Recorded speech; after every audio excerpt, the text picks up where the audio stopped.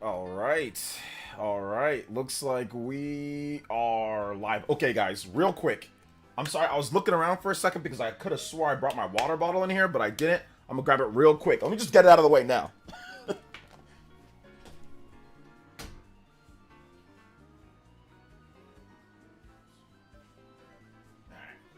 There we go. It was right outside the door. It wasn't very far away. We got a long stream today, so I got to make sure that I stay hydrated. Got a long stream today. Got to stay hydrated. We got a lot of stuff to react to. We've got the Xbox Direct, Developer Direct that went down. That was everyone's saying was pretty good. I didn't watch it live. I still haven't watched it yet. I don't know if I'm gonna watch it. But I know all the announcements from there, so we're gonna go through all the announcements. We're also the first ever. I haven't seen this yet, but the first ever Nintendo Switch 2 will fail video. It's from a content creator on here on YouTube. He was very nice to me. He was very nice to me when I commented on his video. I checked out his video. I went through some of the thumbs. I checked out his video, and it just seems like a lot of his emotions, you know. So I said this video. I think this video's gonna age like this video's gonna age like milk. I put a little emoji and I said, all this is based off of your emotions and your feelings instead of facts. And then he's like, Cope Harder, fanboy. He's like, if you watched the video, you would have known that it's a mix of the both. Cope Harder. I was like, all right. I said, let's put 1K on it. I said, let's put 1K. I said, 13 million units, which is the Wii U, because he kept on bringing up the Wii U and how the Wii U failed. So I said 13 million units in the first year. Let's bet 1K. He hasn't got back to me yet, though. But since he was so nice to me, I was like, hey, let's react to his video. His name is, give me a second. His name is Colin Lack. He's an up-and-coming content creator. Has about 1.2K subscribers. This video's done well for him. It's got about 3K views. So he's got 6 reasons why the Switch 2 will fail. So I wanted to watch it. And I wanted to react to it and discuss it because I thought it was interesting. I mean, like nobody has had the cojones to make a video like this. So I gotta give Colin some love, you know. But I would have liked if he would have referred. I mean, if he didn't start calling me names going ad hominem because I simply said that it was emotional and that there's no facts because there really isn't. It's outside of just I think and.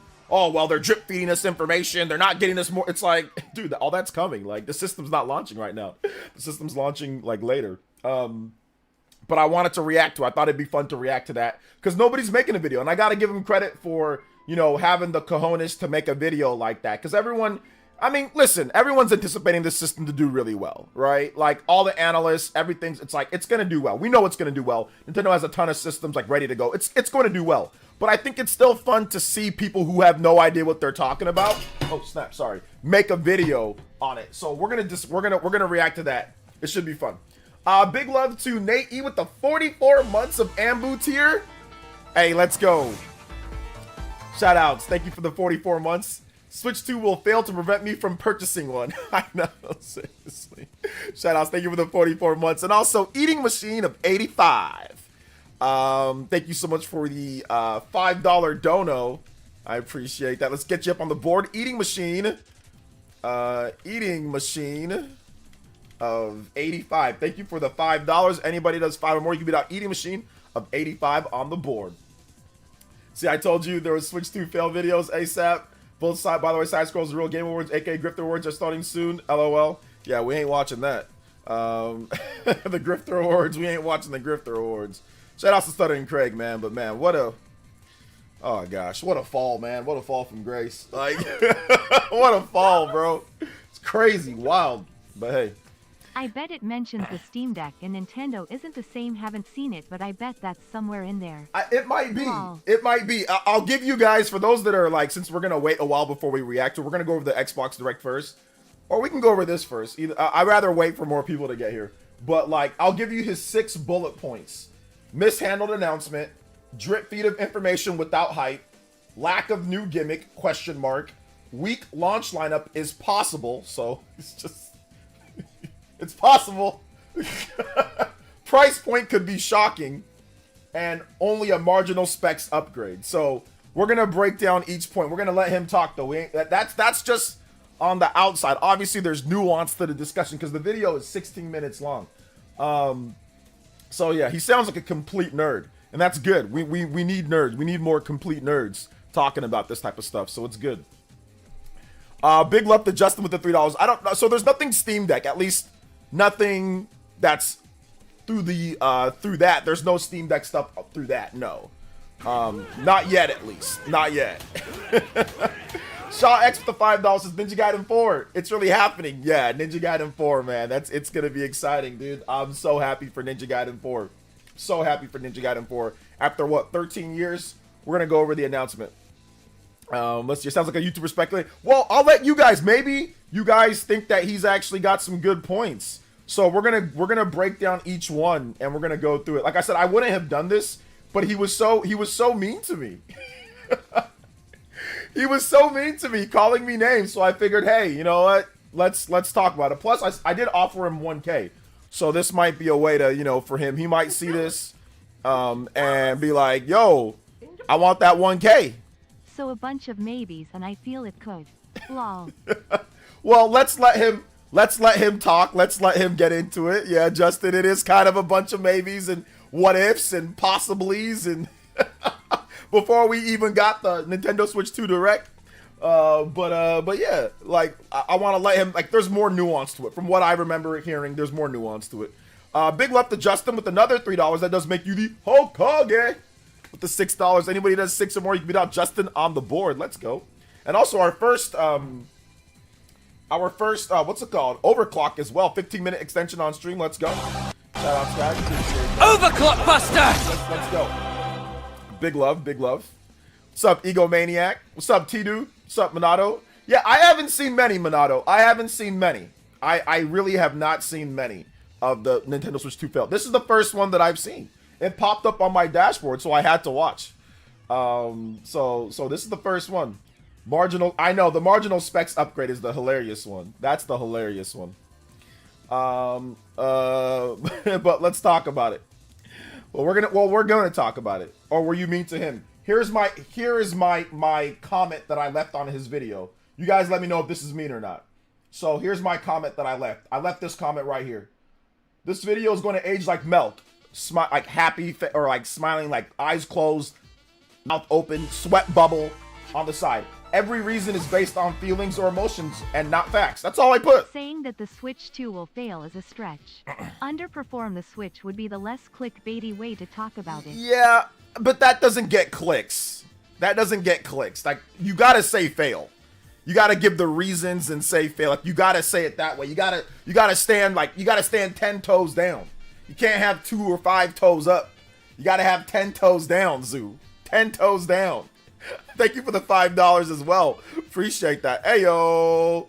Shout outs, guys. Let's get it. Thank you guys for racking it up. We're already at 21 on the board. Let's see if we can get to 30. Get that extension going. And Eating Machine of 85 is tied up with Zoo with the $5. Anybody does $5 or more, you can tie up or beat out Zoo and Eating Machine of 85.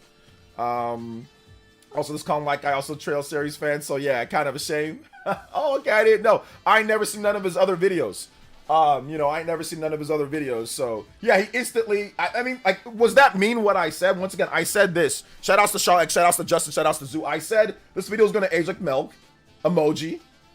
Every reason is based on feelings or emotional and not facts. That's all I said. I didn't say your video was complete trash. I didn't say you're stupid. I didn't say anything like that. I just said it's based on feelings, and which it is. A lot of it is. So then he went straight to ad hominem. He's straight to call names. Oh, he said co-partner fan. Like, I just said, I didn't say anything mean. I didn't call him any names. Just said his video was dumb. I just said it's gonna age like milk. That's all I said. Like, I don't think that's mean to sit there and say something's gonna age like milk, because it is gonna age like milk. Like, it is. Like, there's no ifs, ands, or buts about it. It's gonna age like milk. You know, like. Let's see here. Zoo with the $5. But fail is a stupid position, lol. This is why I could never do YouTube for a living, lol. I can barely do it for a living, man. I can barely do it for a living. Shout outs to Zoo with another $5. That does make you the Hokage with the $10. Anybody does $10 or more, you can beat out Zoo On the Hokage board, if you've already supported, just subtract the difference. You can get back on the board. Thank you so much, Zoo. I appreciate that.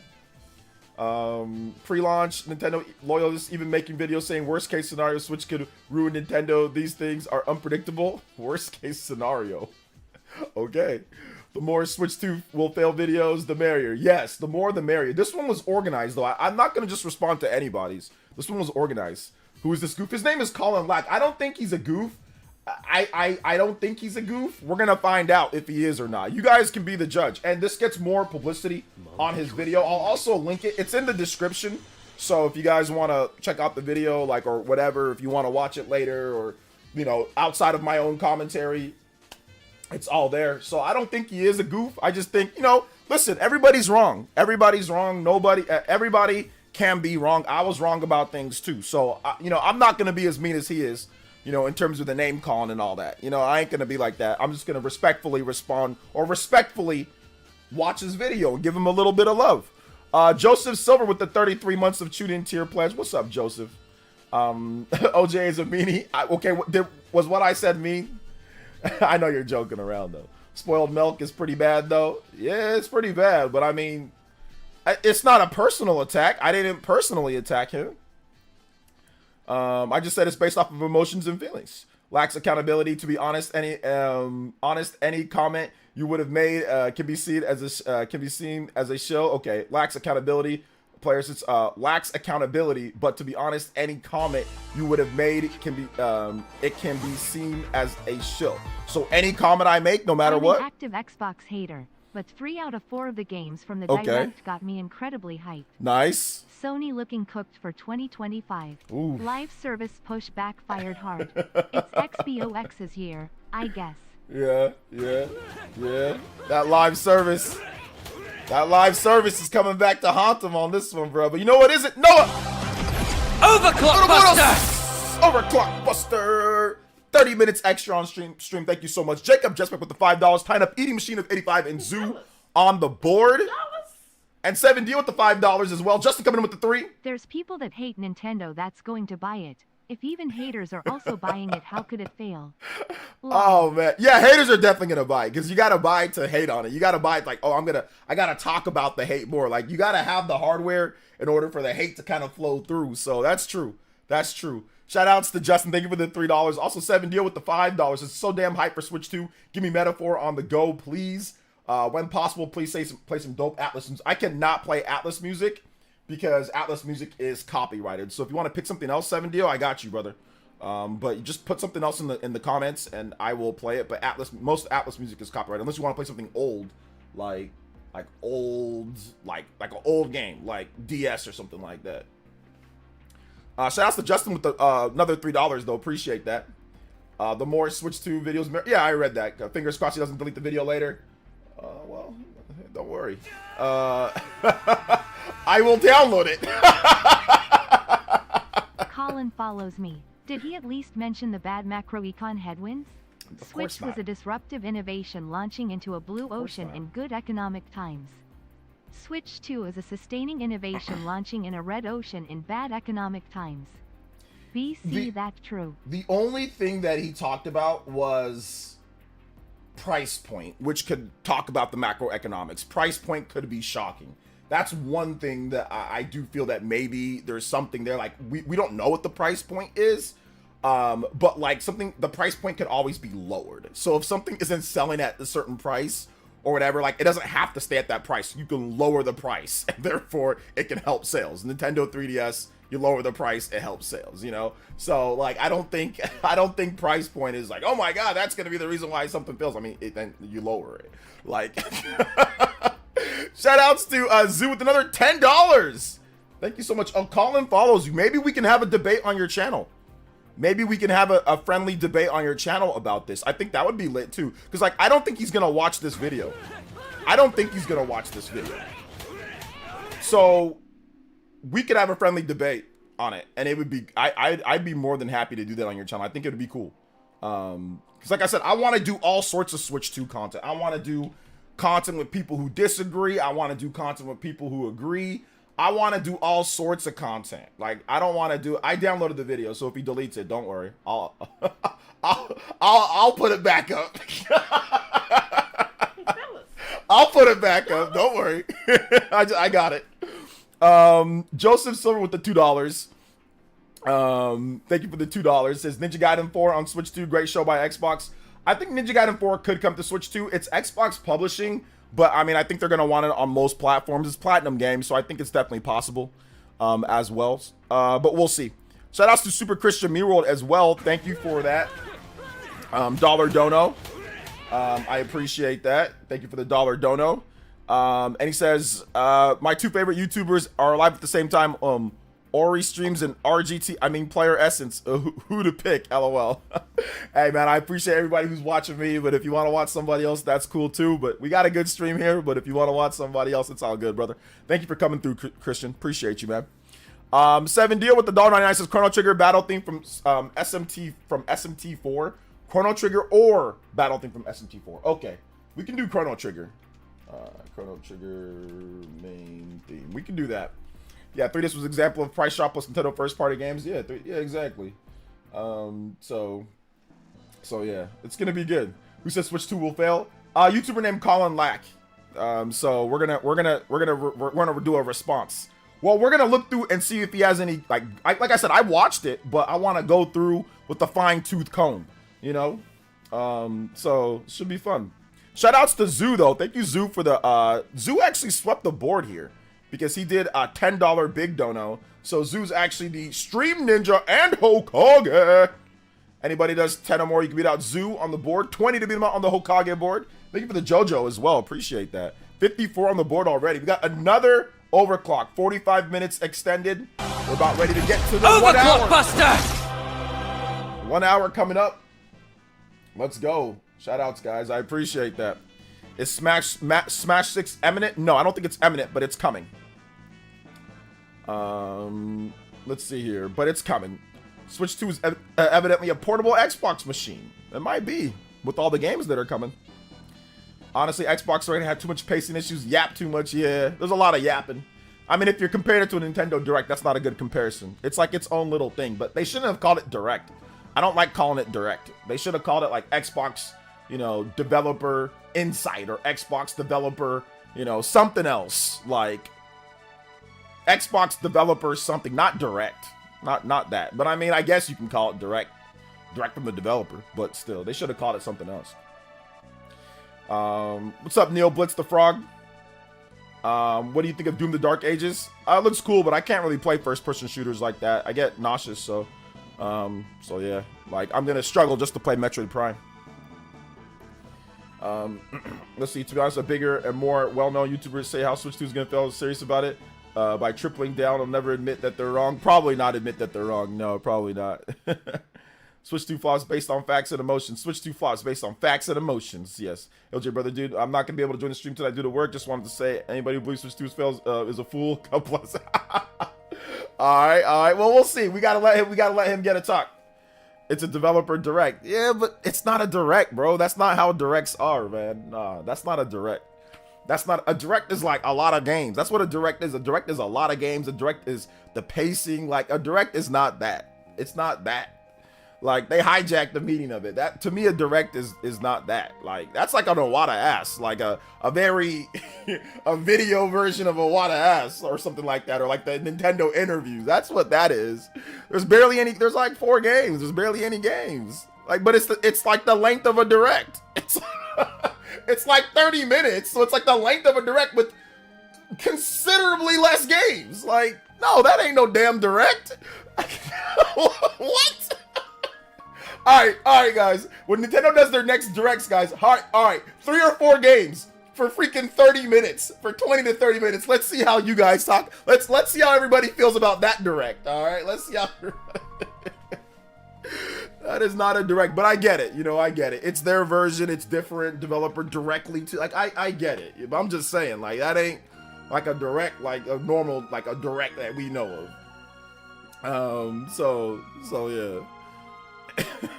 But I know y'all be raising hell like Stone Cold 316 if that was the case for other things. But Xbox has their showcase. They have an Xbox showcase, and that's what a direct actually is. Their Xbox showcase is a direct. their Xbox Developer Direct is whatever that thing is. It's that thing, you know, but their Direct is not an actual Direct. Their Xbox showcases are Directs or whatever the hell they call. I forgot what they call them. Their Xbox presentations or whatever they do around E3 or whatever. Like, those are their Directs. That's like a Direct.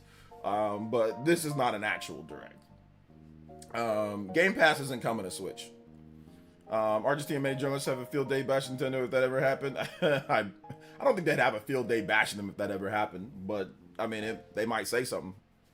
Why all Xbox games coming out this year not timed exclusives? Microsoft, or I mean, this is old news, Slycrow. Microsoft already has said that, hey, look, they're gonna start doing day and date with other systems. They're going third party publishing. They're doing third party publishing, third party games. They're not doing, it's not timed stuff anymore. Because it makes no sense. You ain't gonna make any money doing that. Nobody's bought the Xbox like that. You want to make money, right? Well, delaying your money coming in doesn't make any sense. They've given up on trying to increase the install base by games, and they've already spent too much money to where it's too much of a risk to be sitting here and holding games back for a lot of time and just not put out those games. You're not gonna get a bunch of extra sales.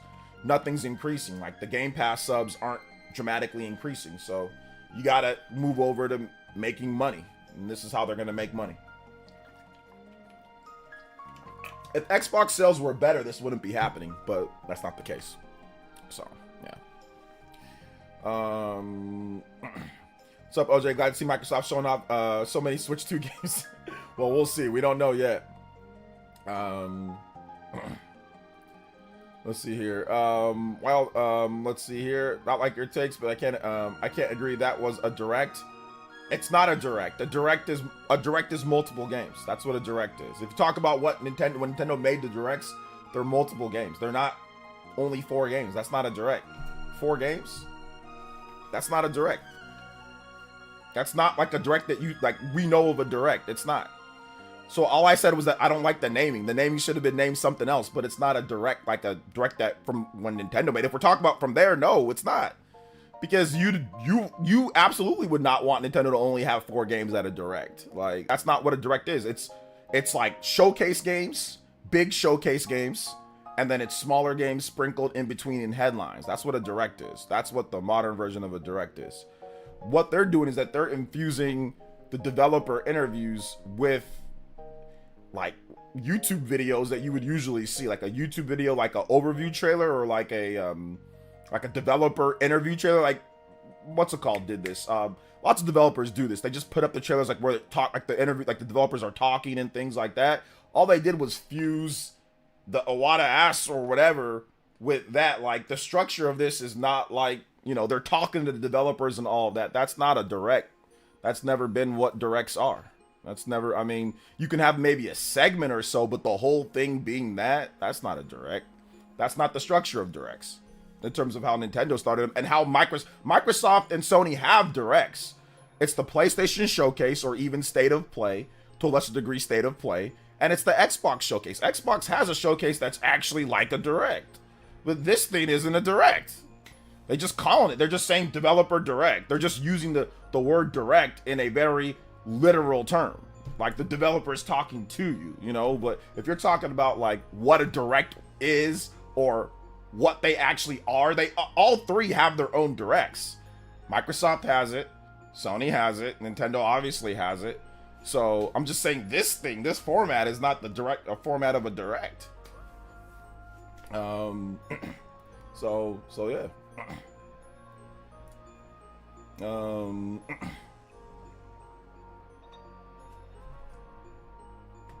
So let's see here. It's a developer Direct, not related to Nintendo. I'm very well aware of that. I'm very, very well aware of that. I'm saying that the format of what we call a Direct, that's not this. They're using it in a literal term, but it's not a Direct. But they're using it in a different way, and that's fine. But they have an actual Direct. The Xbox showcases, those are the actual Directs. But they don't call it a Direct, you know? Sony doesn't call theirs a Direct either, but those are the Directs. My question is, where is Sony? Sony's coming one of these days. Why do people go out of their why would people go out of their way to buy an Xbox in 2026? I don't know. 2026, I don't know. Let's see what they have in 2026. Onimusha revealed the Game Awards and Ninja Gaiden 2 Remake and 4. All we need is DMC 6 and they're taking a leave of absence from work. Yeah, that'd be pretty cool. That'd be pretty cool. We just need that. What's up, Ice Sizzle? Welcome to the stream. Hey man, did you get my dono? Not sure if it showed up. Oh, Crispy Tofu. Oh, my bad. I did get your dono. Crispy Tofu with the $1. Thank you for that, man. I appreciate it. And he says, hey, OJ Curious, did you get any nausea or motion sickness when you played Triangle Strategy VR? I did.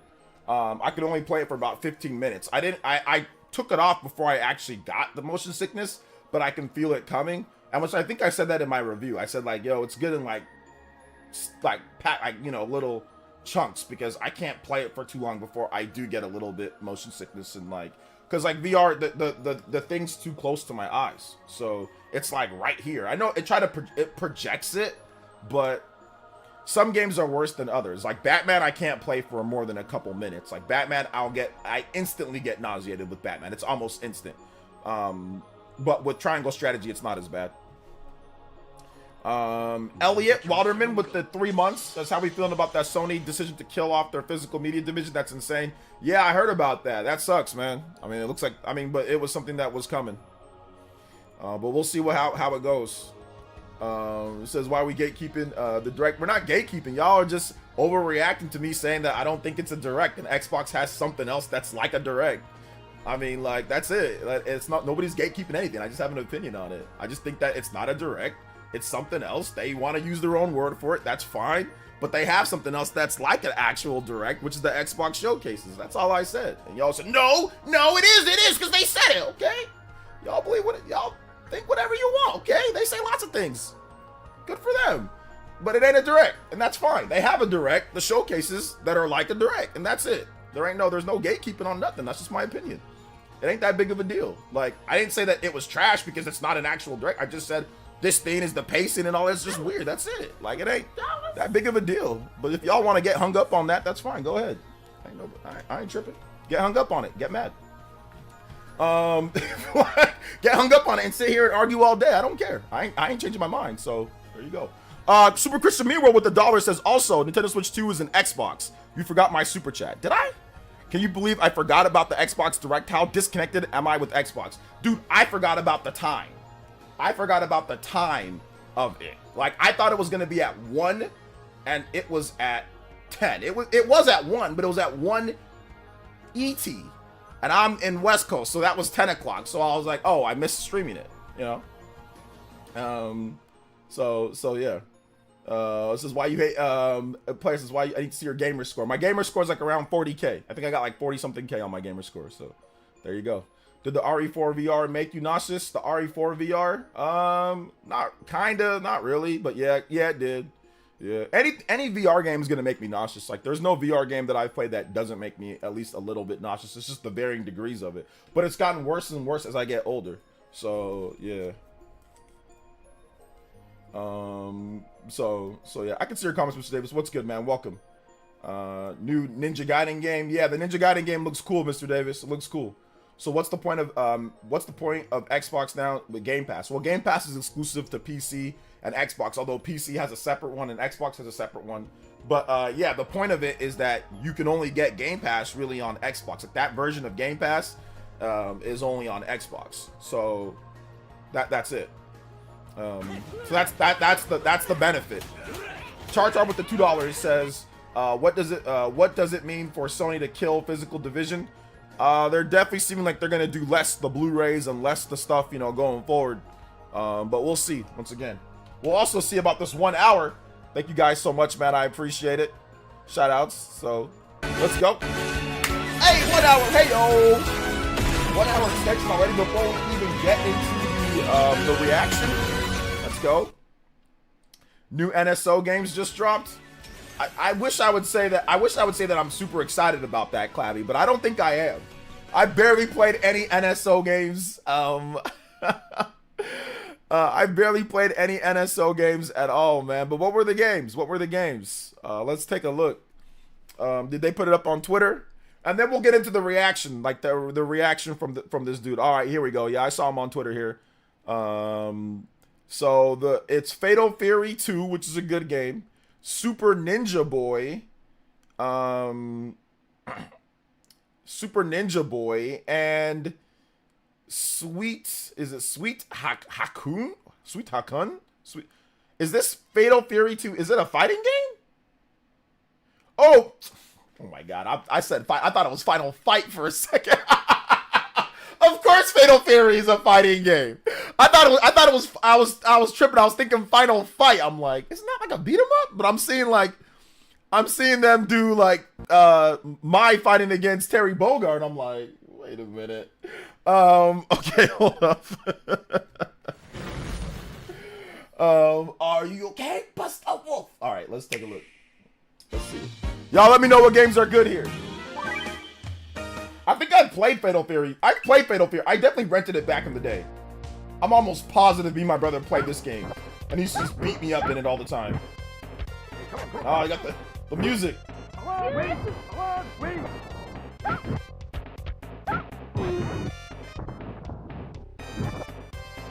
That's crusty, bro. There's definitely some crusty gameplay right there. People playing had no idea what they were doing. No idea what they were doing. Ninja Boy. Super Ninja Boy. Was it like an RPG? It's like Earthbound. What is this? No, it's not like Earthbound. What is... I have never heard of this game. It probably would have been lit back in the day. This probably would have been crazy cool back in the day to play. Alright, what's... Oh my gosh, what is this? What are you... a mosquito? A pink mosquito.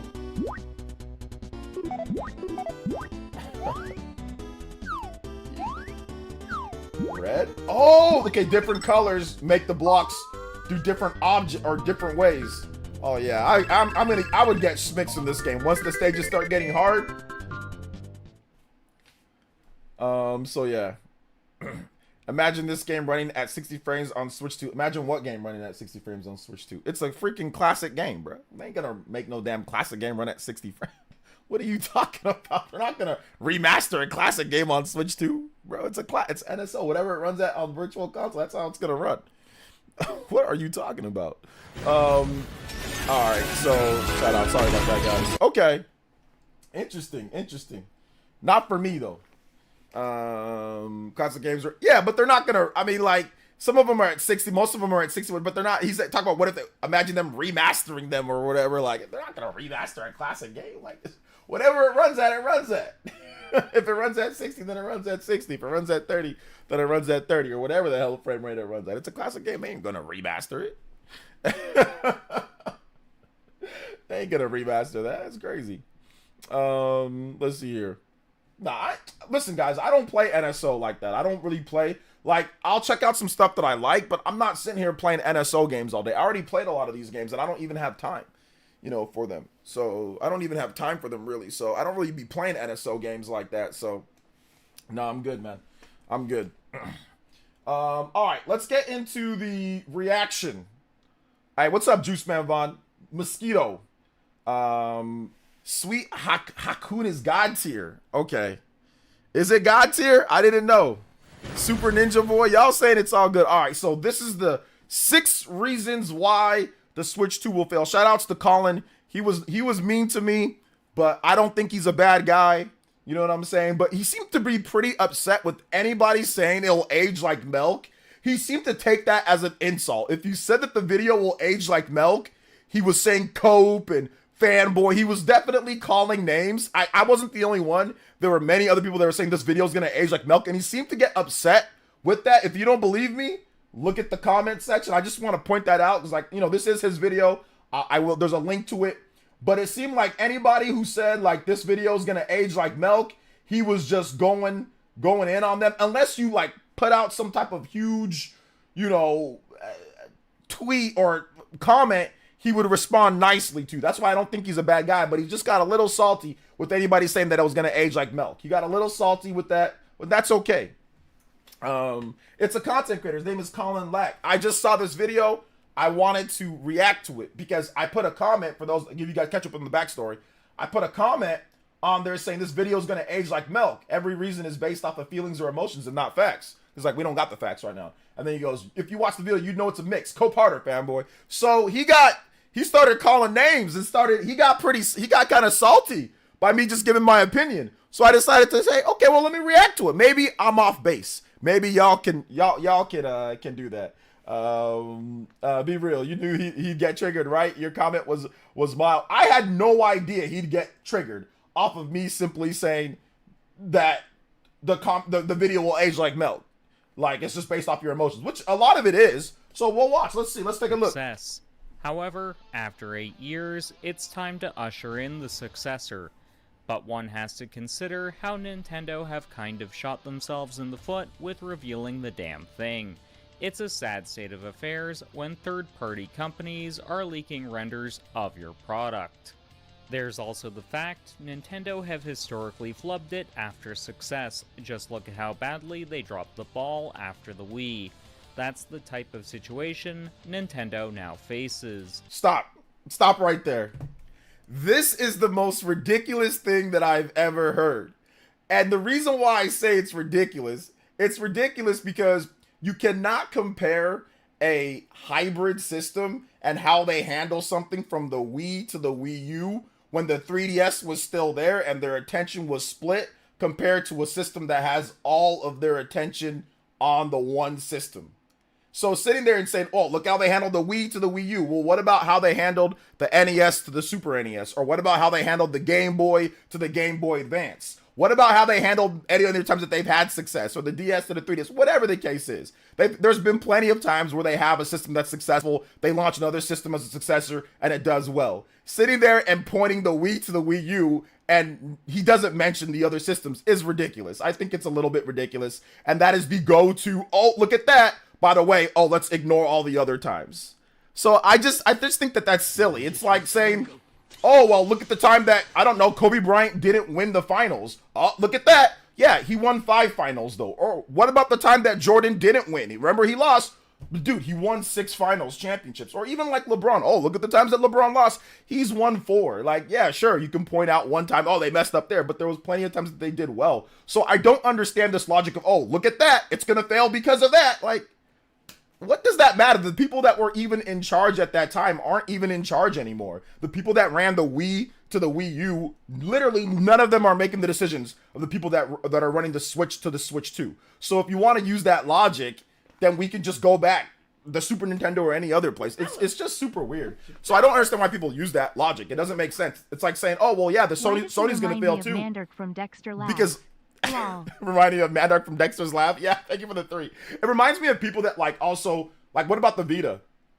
Are people gonna sit there and say, oh, if Sony makes another system, it's gonna flop just like the Vita? Well, no, they're gonna wait and see what it is, and then of course, based off of that, they're gonna go and say, hey, it's this or that. You know, I mean, yeah, you could have your opinion, but they're not gonna hold them to that. They're gonna hold them to them being successful. Or what about like the PlayStation 3? Nobody said, oh yeah, the PS4 is gonna flop financially like the PlayStation 3 did in some respects. So I just think it's a little weird, you know, when people use that. But whatever, let's continue. They're so damn inept at following up on success, they're like the stick in a bike wheel meme. Once again, that's a fail. He did not cover the, and if you want to go back in the past, you say the Wii to Wii U, you got to use the whole past. Let's talk about the NES to the Super NES. Let's talk about the Game Boy to the Game Boy Advance. Let's talk about the Game Boy Advance to the Nintendo DS. Let's talk about the Nintendo DS to the 3DS, even though the 3DS wasn't as successful. Let's talk about all of that. Let's talk about all that. We can't just sit there and just say, look at this one specific example, and they're inept, and then ignore everything else. I mean, come on, bro. This is why I say it's emotional, and it's not factual. It's emotional. This is an emotional thing. This is like the Wii U trauma that people have, you know? But at least they're successful, unlike Microsoft. If finishing in 3rd place was an Olympic sport, they'd take home the gold medal every goddamn generation. But here are the reasons I think the Switch 2 is doomed to fail. Alright. I know this video is going to catch me some heat, and I welcome it. As Ooh. much as I love the Nintendo fans in my community, your average one has a chip on their shoulder bigger than mine. Ooh. Which is impressive when you consider that chip was what I built my personality around for the longest fucking time. But know this, console manufacturers aren't your friends. They're here to make money. If you think otherwise, you need help. But we aren't here to talk about how your life derailed long ago. We're here to talk about Nintendo bungling the announcement of the Switch 2. Let's do it. Now, according to people who are far more in the Nintendo camp than I'll ever be, the Switch 2 was supposed to be announced sometime last year. But thanks to internal issues, Nintendo just didn't do that, which has caused them a ton of problems leading up to this announcement, which at the time of recording happened earlier this week. They only unveiled the hardware, which, okay, that's how Nintendo operates, and generally speaking, that's how consoles are announced in this day and age. If we're lucky, we might see one or two pieces of software, the main selling point of these machines. But as I alluded to earlier, Nintendo has kind of dropped the ball with announcing this console repeatedly. Genki showed off 3D models of what the new system looks like, and Nintendo went into damage control. That's already a bad sign of... Stop. Genki showed off a 3D model of it. Nintendo went there to see what was going on legally overall. It's not damage controlling if somebody's saying something about your product and you're just looking to see if they actually have it, if they're breaking an NDA, what's going on with it. They didn't go there to sit there and say they can't do something or, hey, don't you announce the system. That's insane. There was zero reports. They simply went over there. From what I understand in the reports, they went over there to see, like, hey, what are you guys actually, do you guys actually have one and things like that. That's what they did. They simply did that. And any, like, if this was Microsoft, Sony, or any company, if somebody was saying, hey, we've got 3D models, we've got the system, we're showing off things for an unannounced product, they would probably just look to see what's going on. That was it. It wasn't a damage. I don't know where this guy's saying damage control. They didn't put out, all they put out was statements saying, because people were thinking that it's an actual Nintendo Switch 2. People were telling Nintendo, hey, these guys have a Nintendo Switch 2. Like, they actually have one. I had people in my comment section saying, look, they showed off the Nintendo Switch 2. Nintendo was like, that's not a Nintendo Switch 2. That's not official. That's not and then Genki came out and said, yeah, we don't have a Nintendo Switch 2. So that's not damage control. That's actually getting the facts. That's factual. It's factual. They didn't have a real Nintendo Switch 2 and people thought that. So they put out the facts and Genki put out that. That's not damage control. I don't understand that. Anyway. Things to come, if you ask me. There's also the fact accessory manufacturers are now rather pissed off with Nintendo as well. If this is how things are going to be with third parties making accessories, how do you think things are going to go with third-party developers? Stop. Oh my gosh, I'm gonna have to stop this a lot. Third-party accessory manufacturers are not pissed off at anything. They got leaked specifications of it, they made it, and that was that. Nintendo, these people don't have any type of relationship directly with Nintendo. There is no third-party, like, accessory manufacturer liaison. There are official, like, third-party accessory manufacturers that Nintendo works with, like Power A or whatever the case is. But all of these other people, they don't want to have any official relationship with Nintendo. They don't need to have any official relationship with Nintendo either. They're going to sell their products and make their money, and that's that. They don't need to be. It's just an accessory maker. They can make whatever the hell they want. You know what I'm saying? Like, they don't have to get a license or anything like that, you know?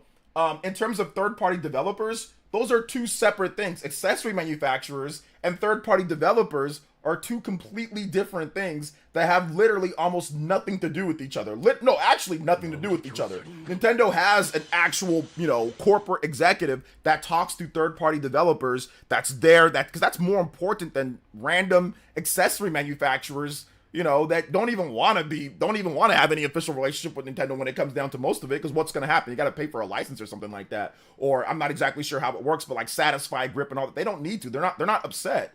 None of the accessory manufacturers are like, oh my god, we're so mad or anything like that. And that has nothing to do with third-party developers. Completely different things. So I don't know what this guy's talking about. Like I said, this is like emotional and based off of like not facts. I don't know. This is weird. This is like misinformation now. Nintendo as a whole is mega protective of their brand. so it was kind of weird. They were mega hands-off, for the most part, when it came to the content published by third parties on the Switch. However, that has seemingly changed in the last handful of months, as some games have been censored or haven't been released at all as they were refused classification, which is much more in line with how Nintendo operated between the SNES through to the Wii U. Nintendo was always where you went for family-friendly. Shoutouts to Rick with the tune-in tier pledge. I appreciate that. Thank you for the tune-in tier. And not just some cheap thrills, smutty title where middle-aged men could oogle anime titties. Clearly, Nintendo wants to feel like a big boy with some element of control. What is this guy? Pissing off manufacturers is just one of the ways they've bungled things. Nobody's pissing off manufacturers when it comes to like a third party. I don't know what he's talking about. This is like completely made up. This is like literally completely made up. There's been no third-party manufacturers that are pissed off or that said that they're pissed off at anything. They're all doing that. Nintendo's not taking down any of their stuff or anything. They went there to check because people were saying, hey, look, they have an actual Nintendo Switch too. I don't know what this guy's talking about. To this point in the video. Also, how else has Nintendo cocked this up? Look, when it comes to information, there are worse ways of doing it than piecemeal.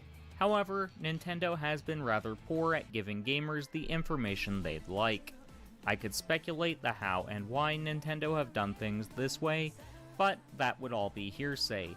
Though my one theory as to why they've been keeping mum over the Switch 2 comes down to them holding out hope the original system can outsell the PlayStation 2.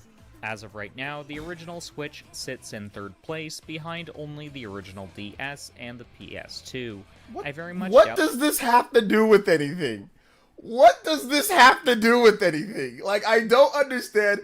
They're holding out information because they're trying to see if it can beat out the PlayStation 2. The system is launching this year. It's not the Switch. If you look at the sales and Nintendo's own forecast, the system isn't going to sell freaking 10 million units plus between right now and the time that the system's gonna launch later in the year. It's not gonna do that based off of their own forecasts and based off of just like what you're seeing right now. So that's not the reason why. It's following the same timeline that it followed with the Nintendo Switch 1 when the Wii U flopped and failed and was in no position to outsell anything. They literally held on to their information and did that. So if they did the same strategy with the Switch 1 when the Wii U flopped and failed and wasn't going to outsell anything, if they employ the same strategy here, why is it now because they want to sell more? That makes no sense. They're doing the same strategy they did with the Nintendo Switch 1 because the Nintendo Switch 1 strategy worked.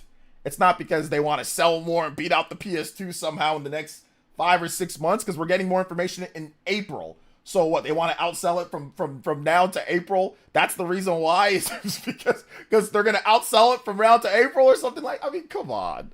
Come on. The Switch is going to surpass the 160 million set by the PS2. However, I do believe it will beat the DS as it's within shouting distance of that system, which moved over 154 million consoles. So I believe that was part of why Nintendo have delayed giving the consumer any information regarding the Switch 2, except for little things here and there. No, it follows the same path that they followed with the Switch 1, just for factual sake, so people don't think I'm making this up. Switch 1 was announced, they gave the NX name and all that, but they really gave no information on the system at all until October of 2016. October of 2016 to January of 2017. That was 3 months that they waited. In between that time, there was no information on the Switch 1. They didn't give any more information on the Switch 1 from October to January. There was nothing else. They just showed it off and said, hey, look, they couldn't even confirm the games that were shown. They didn't say anything else. And then in January, that was 3 months later, they had their January Switch presentation. That's the same timeline that they have now. They announced the system, or they revealed the system in January of 2025, and then they're announcing like more information in April. That's 3 months. So it's following the exact same timeline. So it's probably going to be released in June. If you follow the exact same timeline. Reveal, 3 months later, then release. Pre-orders start then in April, probably after the event. So, no. It's following the same timeline. Such as the console being backwards compatible, which was revealed in early November. after which they were silent until January 16th, which makes sense since it seems the original plan was to wait for late February to early March to unveil the hardware. Given we won't see the actual games for the system until April 2nd, which also indicates Nintendo is planning a summer release window, which is interesting when you consider the original Switch came out in early spring. This allowed the system to build momentum through 2 seasons before the real holiday push. In doing so, Nintendo helped drive some hype for its hybrid system, as the summer used to be a bit of a dead zone when it came to releases. I'd argue it still is, generally speaking. So this might actually help the Switch 2 in some ways if Nintendo is able to build up a strong enough launch library, something most consoles don't have the benefit of. I know I'm definitely not getting my hopes up in regards to this one. However, given Nintendo have made overtures to more third-party developers in recent times, there's a possibility the Switch 2 does get a strong first year, and I end up eating crow. But you have to admit, showing off the hardware and only a small snippet of a new Mario Kart title isn't the strongest position for Nintendo to announce the system from. He's going to eat crow. The thing about it is that he kind of knows what he's saying is like, this is like when you're making a video, like I've had this before. Shout outs to Rooftop Karen or whatever his name is. When you're making a video and you realize you said something that goes against what you're doing, and you've got to try to act smooth to try to smooth it out. If Ambien was a person. If Ambien was a person. No, I think, like I said, the video is well, like, he's speaking well, at least, you know. He's speaking well. I'm glad that we did this reaction. Once again, I think it's a well put together video, but it's just based off of, once again, emotions and just speculation. There's not really a lot of facts to it. Well, they could have a good launch lineup. Oh, well, the position that they're in, they only showed Mario Kart. I mean, it's just like the April 2nd Direct is coming. Like, if we're basing it off of Switch 1 and the fact that they took so long, he caught that himself. Oh, well, they're taking so long to announce this thing. They're waiting a while, so they're probably building up a lot of games to have a good release lineup. But, hey, you know, I don't know. They only showed Mario Kart. He realized what they're doing doesn't actually intertwine with what's happening, but he's just being, oh, well, who knows, because I didn't see it, you know. Which is funny because it sounds like he caught himself there, you know. Especially when leaks force them to show the console off far earlier than intended. Time out. No, there's no facts, there's no proof that leaks force them to show the console off way more. It's literally following the same timeline. If they had a Direct set for April, the Direct was set for April, they were going to show it in January if you base it on. There is no facts. It's just, I think. It's just emotional. I think maybe based off of leak because somebody leaked. No, that's not true. That's not true. And not only that, but Nate the Hate knew when it was going to happen. So since Nate the Hate knew when it was going to happen, that means it was planned. It was planned for a while, and Nate was able to get the actual date. He was able to get it, so that means they were planning it. He was actually able to get the date. Nate got the date ahead of time, and Nate knew that. Nintendo use a sequel to their best-selling game from last generation. Lol. Yeah, I know, exactly. Why wouldn't exactly? So Nate knew it, and I don't think Nate wanted to talk about the date until he was 1000% sure that that was the day, that January 16th was the day. But since Nate found that out, he had to have known or he had to have heard about it and was trying to verify it. So it must have been a date that had been known because Nate knew about it ahead of time. And not only did Nate know about it ahead of time, he planned his Nintendo podcast around that time. And Nate has a very, Nate the Hate, for those who don't know, he's the one who gave us the day that Nintendo was going to announce the system. Nate the Hate has a very rigorous schedule. Like with his work, like he's always working. So he plans these podcasts well ahead of time. So he knew to plan the podcast at that point because that's when the day something was going to happen, or that was when it was close. He didn't want to leave a lot of time from when he had his podcast and the date was coming. He wanted it to be as close as possible. You see what I'm saying? So Nate already knew for a while because he was planning it around that day. He knew. So to sit there and say that they adjusted and they had to reveal it. No, he had to have known for weeks weeks, if not a while, in terms of things. So we don't know where Nintendo was going to put it. If they're launching it in June, if that was when they were going to launch it, and if they follow the Switch 1 timeline, it was going to be a January reveal. No matter what, if they said, hey guys, we're launching this system in June or July or something like that, or June, it was going to be an early 2025 reveal, probably January after the holiday. That was when it was going to be. But there's no facts, there's no actual evidence that they had to do it on that. Like, it's just speculation.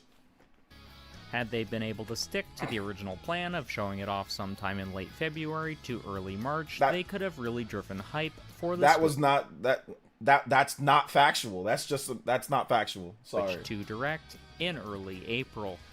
This one is a reason, I'll admit, is probably going to be proven wrong, given how Nintendo does things. But as of right now, the Switch 2 just seems like a larger version of its predecessor with slightly prettier graphics. As of right now, it seems like the new system is going to lack a new gimmick. Okay, so the lack of a new gimmick thing is silly. Nintendo doesn't need a new gimmick to sell a system. The gimmick, or whatever their gimmick is going to be, can be graphics, better graphics. It can be a mouse pointer functionality. Once again, if you go back in Nintendo's history, you don't need some type of crazy gimmick to sell a system. I will go over the systems that have done this again. NES to the Super Nintendo. No, they added more buttons. They put FX chips for graphics. It's better graphics mode 6, like mode 7 or whatever it was called, and that was it. It was a better NES with more buttons. That one sold. Okay, let's talk about the N64 to the GameCube. The N64 to the GameCube. The GameCube is literally the N64, but just way better on an optical disc. That's what the focus is the same. The focus is the same in terms of the N64 local multiplayer, broadband add-ons that nobody bought. Focus on local with cool single player games as well. It still has a lot of the same franchises, stuff like 1080 snowboarding, Wave Race, things like that started on the N64. The GameCube is literally the N64, but way better for developers as well in terms of programming, storage space, all of that. It's a perfect N64. It's the same style of system, so they had no problem doing that. There was no extra gimmick. They had no problem doing that. If you look at some of the other stuff too, Party Man Cart with the $5. I find it hilarious that some are acting like Nintendo showing Mario Kart first despite it being the best-selling game for Switch 1 despite being a port. Logic just out the window with these people. I'm telling you. Also, people now care about gimmicks? Yeah, people now care about gimmicks. But once again, they haven't revealed their gimmicks yet or whatever gimmicks they're going to have. But they don't need to have some type of crazy gimmick. You know what I'm saying? Look at the Game Boy Color to the Game Boy Advance. What was the gimmick for the Game Boy Advance? Oh, cool. It's like a portable Super Nintendo Plus, and it has some extra things that the Super Nintendo doesn't have. Like, that sold well too. Look at the DS to the 3DS. The 3D even got removed or was completely optional. Like, Nintendo doesn't need a bunch of crazy gimmicks in order to sell a system. It's never been that way. And if you look at a lot of their direct follow-ups, they don't do that. Like I just pointed out with all those systems, especially the Game Boy Color to the Game Boy Advance. Like, there's no gimmick. It's literally just a little device that, hey, look, it's better. It has more power. That was it. Like, that was it. That was it with the Game Boy Advance. And like, I think that it's more important that we actually mention Nintendo's portable systems because the Switch is a hybrid. So it's taking a lot of the DNA from what they've done with their portable systems and bringing it over to their home console side of things. So if you look at it only on the home console side of things, sure, maybe. But even then, we can still point out multiple systems like the Super Nintendo, like the N64, that didn't have any crazy things afterwards overall, So I don't understand like this gimmick thing. It's silly. This has kind of been Nintendo's thing since shifting their style when the GameCube failed. Don't believe me? Because you're too young to remember that era? Well, the GameCube was at one point selling for $50 at Walmart, which was pretty much around the same cost of a PlayStation 2 title. Okay, so the GameCube was an abject failure, followed by the really successful Wii, which won the 7th generation of hardware. How did the Wii U do? Terribly, if you must know. Over the course of 5 years, it only managed to sell around 13.56 million consoles. And this was because of many factors, one of them being Nintendo failed to market it properly. At launch, a lot of people, mostly uninformed consumers, thought it was just a very expensive peripheral for the original Wii. Thankfully, this will not be an issue the Switch 2 will have to face, as the 2 in the name clearly denotes a new system. However, it would seem Nintendo is going for a more iterative console so far. The Wii had the motion controls. The Wii U had the ability to make its controller a second screen. Once again, the big problem with this is that he cuts it off from just home consoles. And this is the main problem that I see throughout this whole video, is that he is not considering portable devices with this device. He's really not. So it almost, I wouldn't say it invalidates the rest of the video, but the problem is that Nintendo literally said, we looked at all of our systems. They pulled out the Game Boy. They pulled out the GBA. They pulled out all of those systems.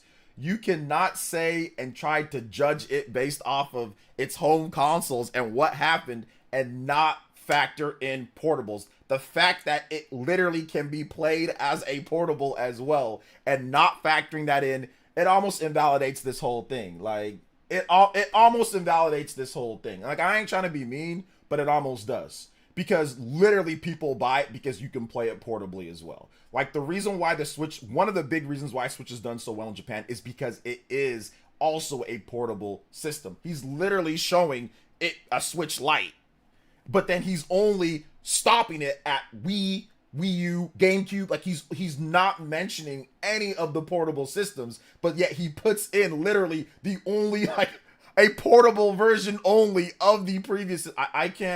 I don't know, man. This logic is just bad. It's just bad. Akin to the DS, and a very rudimentary take on making the system portable. The Switch then doubled down on the portability aspect, in a time where handheld consoles were thought dead. But this brings us to something many gamers are Nobody thought handheld consoles were dead when they... questioning. What will the Switch 2's actual gimmick be? We already know it'll be portable, like its predecessor. Bro, how do you mention portables in that type of way and only mention in a time when people thought they were dead? Nobody thought portables were dead in 2017. The 3DS sold 75 million. Portable gaming was not dead.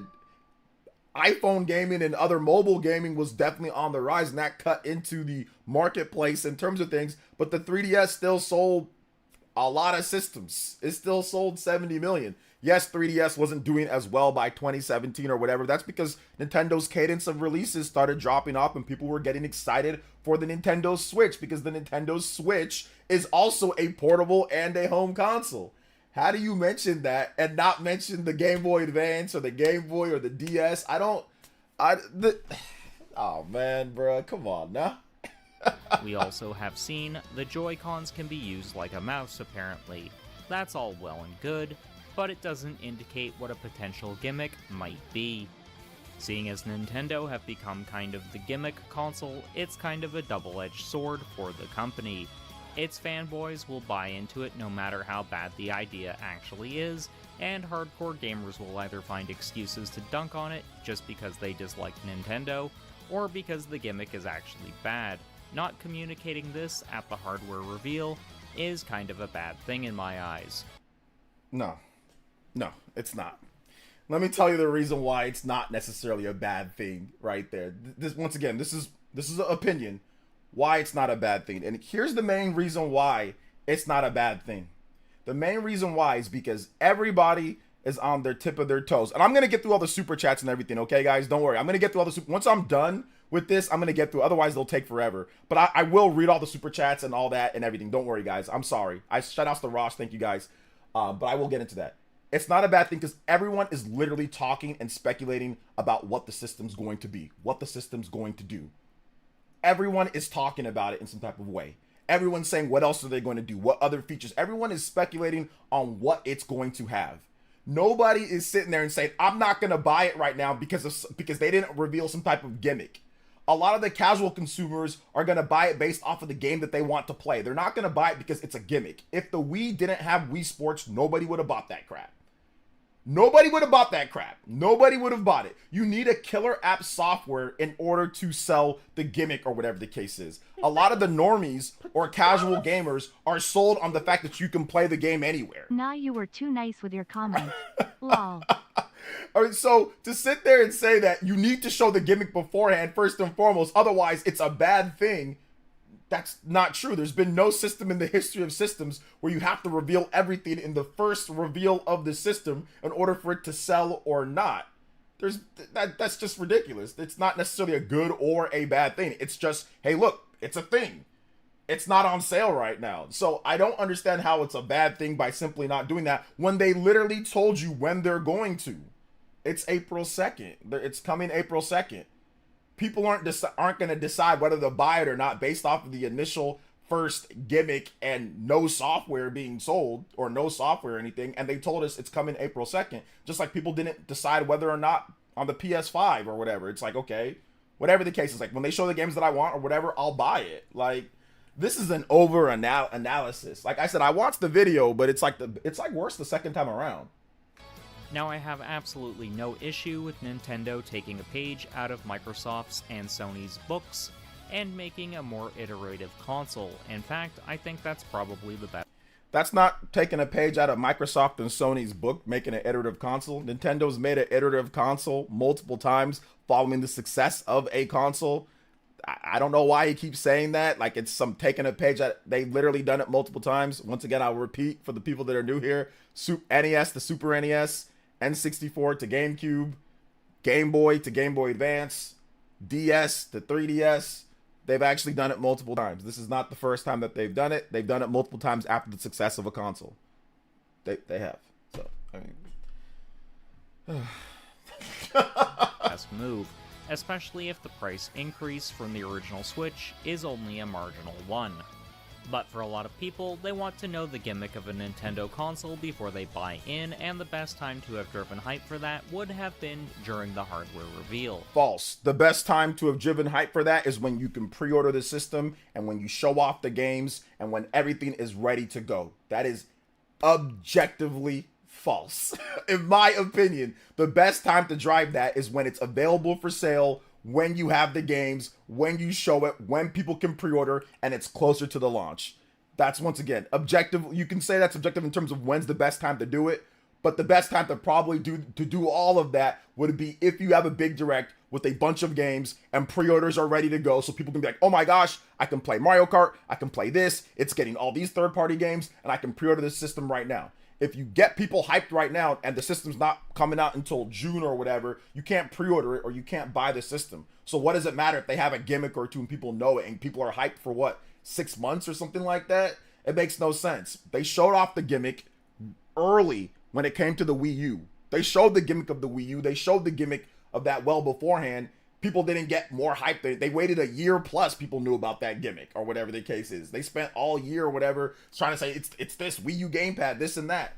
3DS. They showed the 3DS gimmick as well early. They had that, whatever. That didn't sell better than the Switch in terms of that. So that's to sit there and say that you have to do it when you first reveal the system and show the gimmick. And no, it's an iterative system. You don't have to. It's iterative. And they told you that there's going to be a Nintendo Direct in April and you're going to get games and everything there.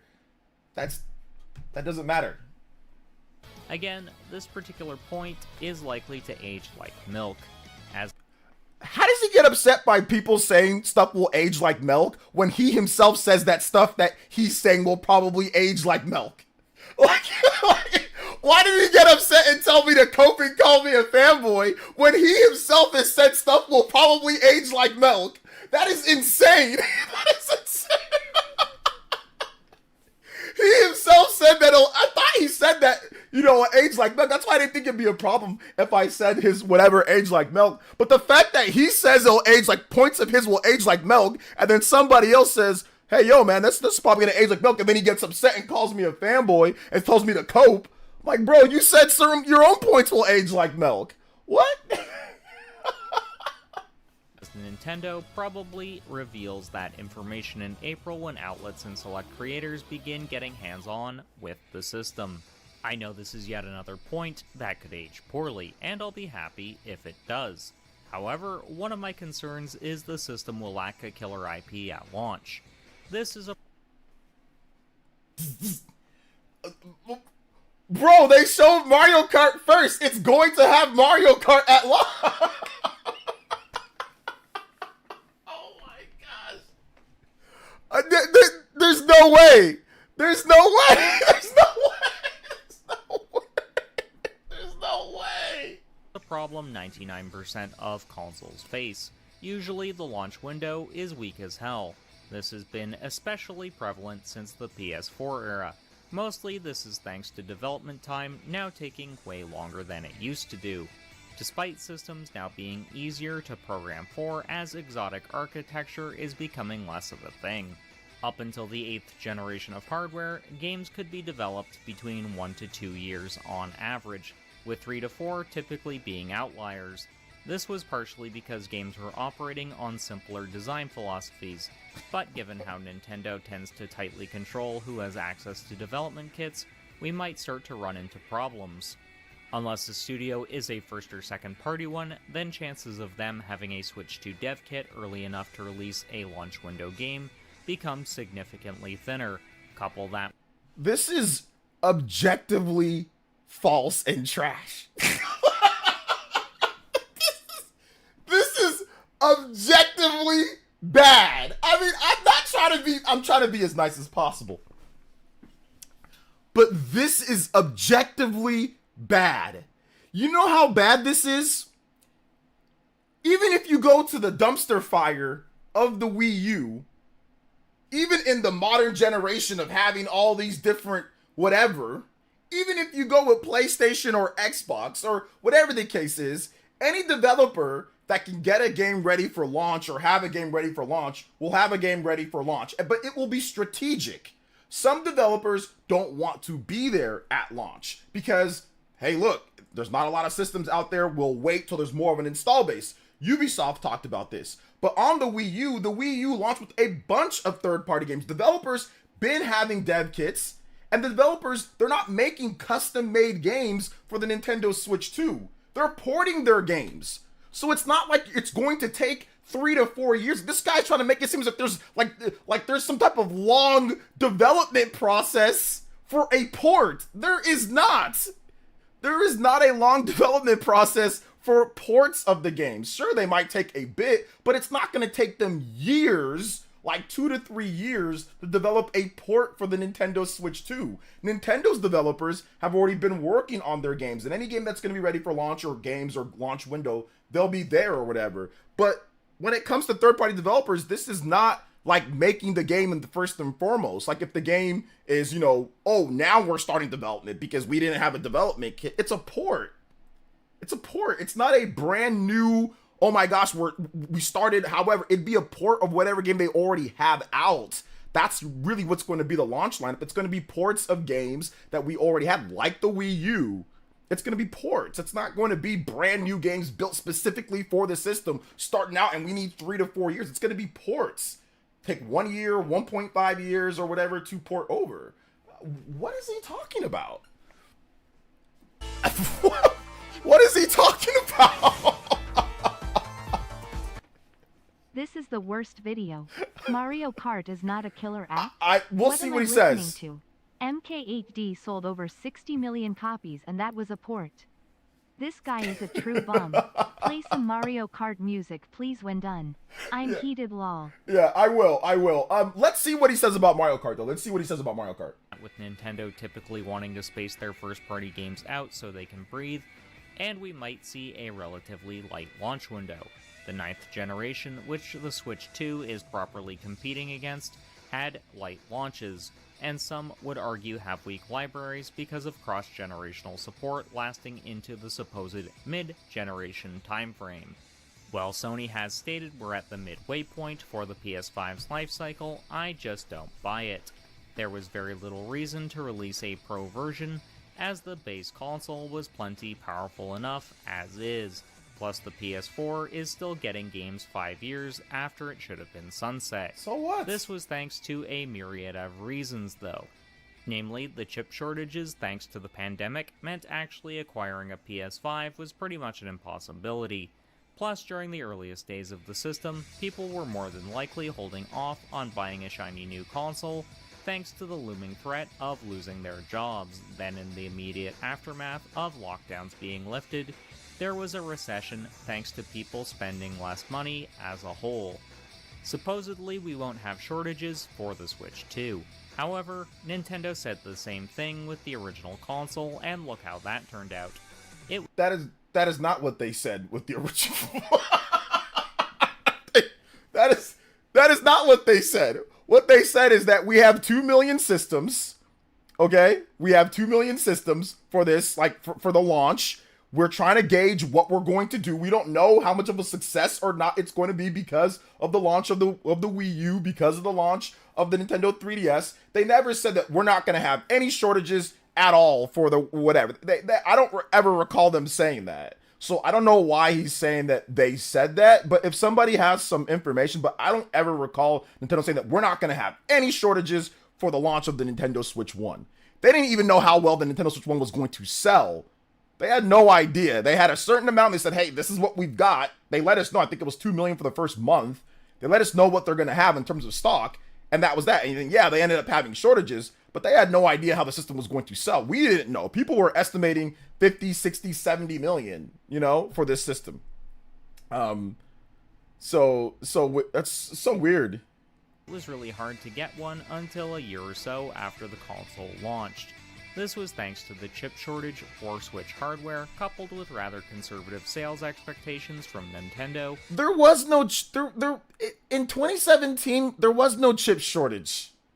When the Switch launched, there was not any type of global chip shortage that I remember there being that reporting on. I don't recall there being a chip shortage. That wasn't until later. He did say that Nintendo had conservative estimates, though. But there was no global chip shortage in 2017. Or there was no global chip shortage of the Tegra X1 and what they were doing, and the components they used for that. I don't recall that being a thing. After the Wii U bombing. Couple that with people currently being a bit hesitant to make big-time purchases, and the Switch 2 may have a slower start than... People are not hesitant to make big-time purchases. Let me tell you something right now. For Black Friday... the U.S. set a spending record for Black Friday. They set a spending record. People are buying more things and more entertainment and more TVs and more things than ever. People are buying iPhones. People are buying all sorts of crap. They're putting it on their credit cards. Like I said, we set a record spending. Everyone's like, oh my gosh, I can't afford eggs, but get me 5 TVs. Like, get me 2 TVs for Black Friday. Get me this, get me that. We set a record. So I don't see how people are hesitant. But hey, I guess, right? I guess. Nintendo expects. If that's the case, not only will gamers be less likely to adopt the new system, but developers will be as well.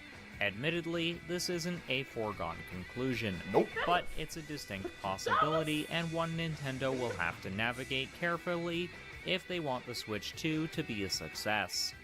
This next point is one I alluded to earlier in the video. Yeah, COVID didn't happen until 2020. So Switch launched in 2017. It was being manufactured in 2016. How much it's going to cost the consumer. Gamers are a fickle bunch, especially when it comes to price point. Just look at how many balked over the eye-watering cost of the PlayStation 5 Pro. While premium home consoles aren't a new concept, it's starting to be a questionable purchase when a better PC can be built for the same price or cheaper. Okay. There's a reason luxury consoles like SNK's Neo Geo AES have sold relatively poorly. The PS4 Pro, which was actually required thanks to the increased demands of games late into that system's life cycle. The PS4 Pro was not required because of games late into that life cycle. That's every single game that late in the life cycle of the PlayStation of the PS4 Pro can be played on PS4. Sony has a rule, so does Microsoft, that you can't require it to be on one thing. So you can't sit there and tell me that they needed it. Oh, by the way, you have to make the game for regular PS4 as well. No, it was not required or needed for the end of the generation. It was not. A lot of games that are on PS4 play just fine on PS4. You might get a slight bump up or whatever. It looks a little bit better visually. But no, the PS4 Pro cannot be used exclusively for anything. So there was no, they wanted to do it. It was they wanted to, and they could make more money doing that. It wasn't that it was required. That was not required. It was an optional thing. And developers, sure, we wanted it more power. And if it didn't happen, it would have been just fine. They would have been just fine because most people don't buy the PS4 Pro system. So you can't even really say that it was required when most people won't even have that system to take advantage of whatever you're doing with it. The PS4 Slim still sold considerably better than the PS4 Pro. So no, it's not required when Sony doesn't require you, or sorry, Sony requires you to actually develop on the PS4 regular. So no, it's not, it wasn't needed. It was just a thing that happened. It's okay. It wasn't needed though, because developers have to make their games for Xbox, original Xbox, and for Xbox One, and for PS4, PS4 Slim, and all that. So I don't know what he's talking about. Sure, maybe developers wanted it to make their games look a little bit better, but it doesn't matter. They have to still optimize and put their games on, make it run on the base system. It wasn't required. It wasn't needed. It was just a thing. Like, it was just a thing. Just like Microsoft doesn't have a Xbox Series X Pro, and Sony has one. Microsoft doesn't. That's okay. It's not needed. It's just a thing. Like, just the new Nintendo 3DS, not required. It's just a thing. You know, Nintendo DSi.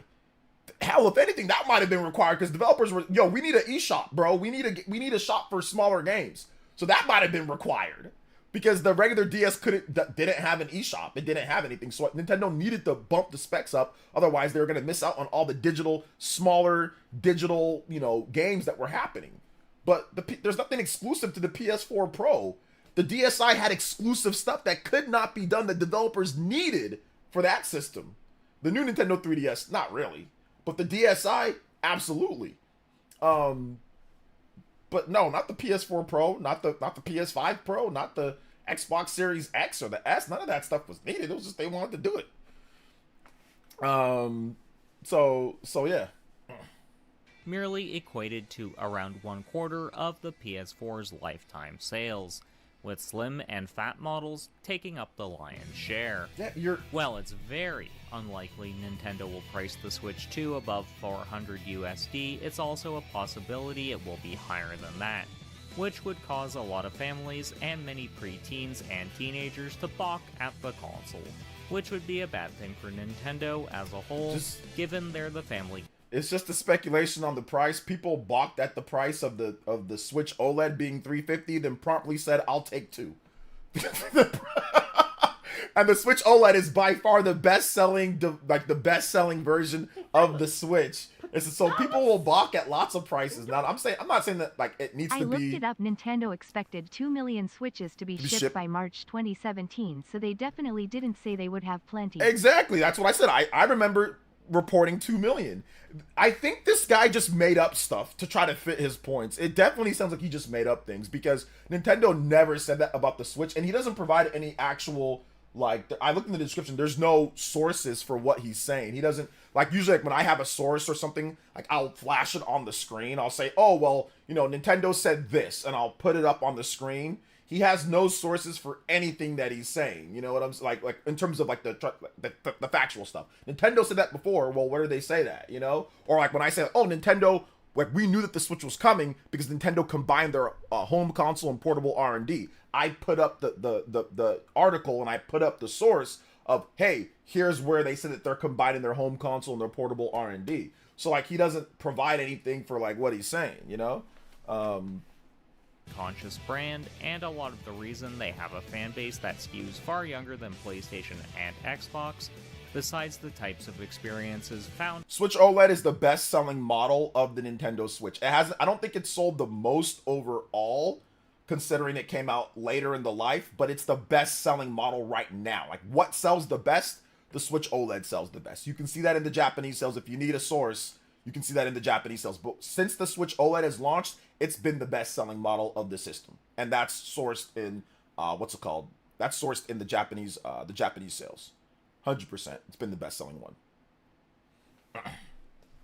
Well, yeah, because the Switch 1 has been out long. Like, the difference between Switch 1 and that leading up to OLED, OLED's been on sale, or sorry, Switch 1, the version 1 or version 2 or Switch Lite, that's been on sale longer than the Switch OLED. OLED hasn't been on sale as long. The Switch 1 has been on sale way longer.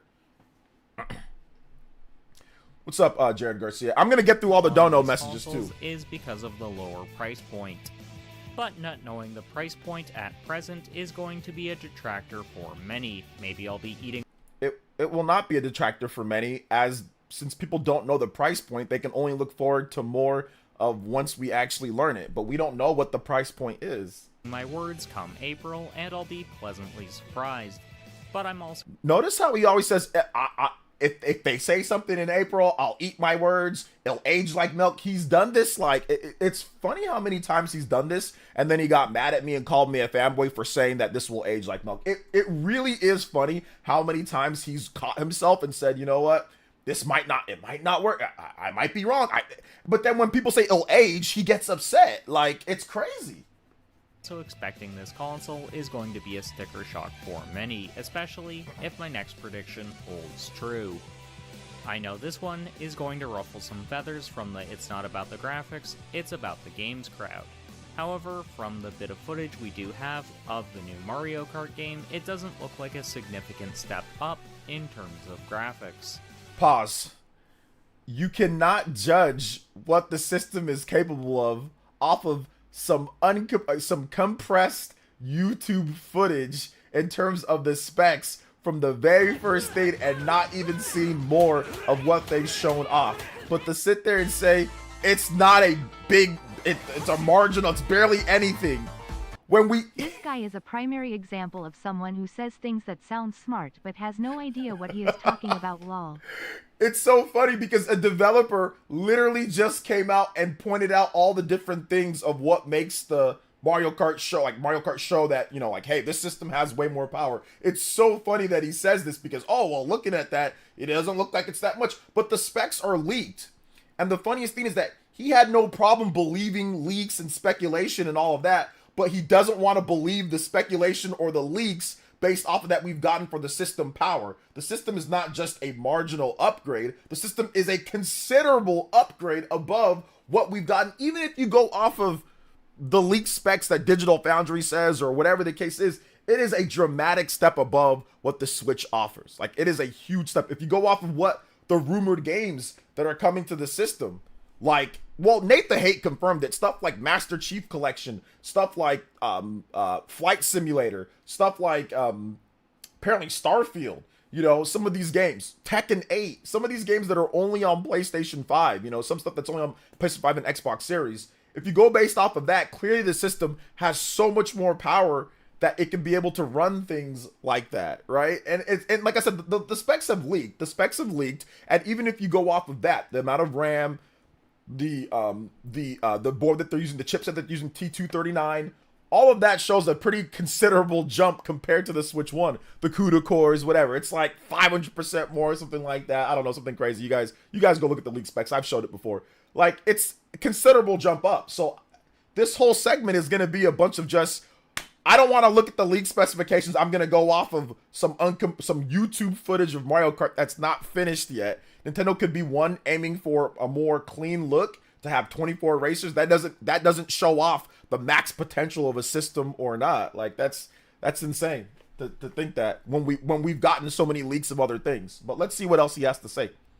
Now, I know Nintendo haven't been known as a graphical powerhouse since the GameCube days, but that's not really the point I'm making here. My main issue is, at this point in time, the Switch is an underpowered potato, and it was even so at launch. Hell, even the much more powerful PlayStation 4 and Xbox One were proving underpowered come 2017. But one of my main concerns is regarding the power of this system. If it's not a significant bump up, then Nintendo will find themselves in the same predicament they currently face. an underpowered system requiring developers to make significant compromises just to get their games running.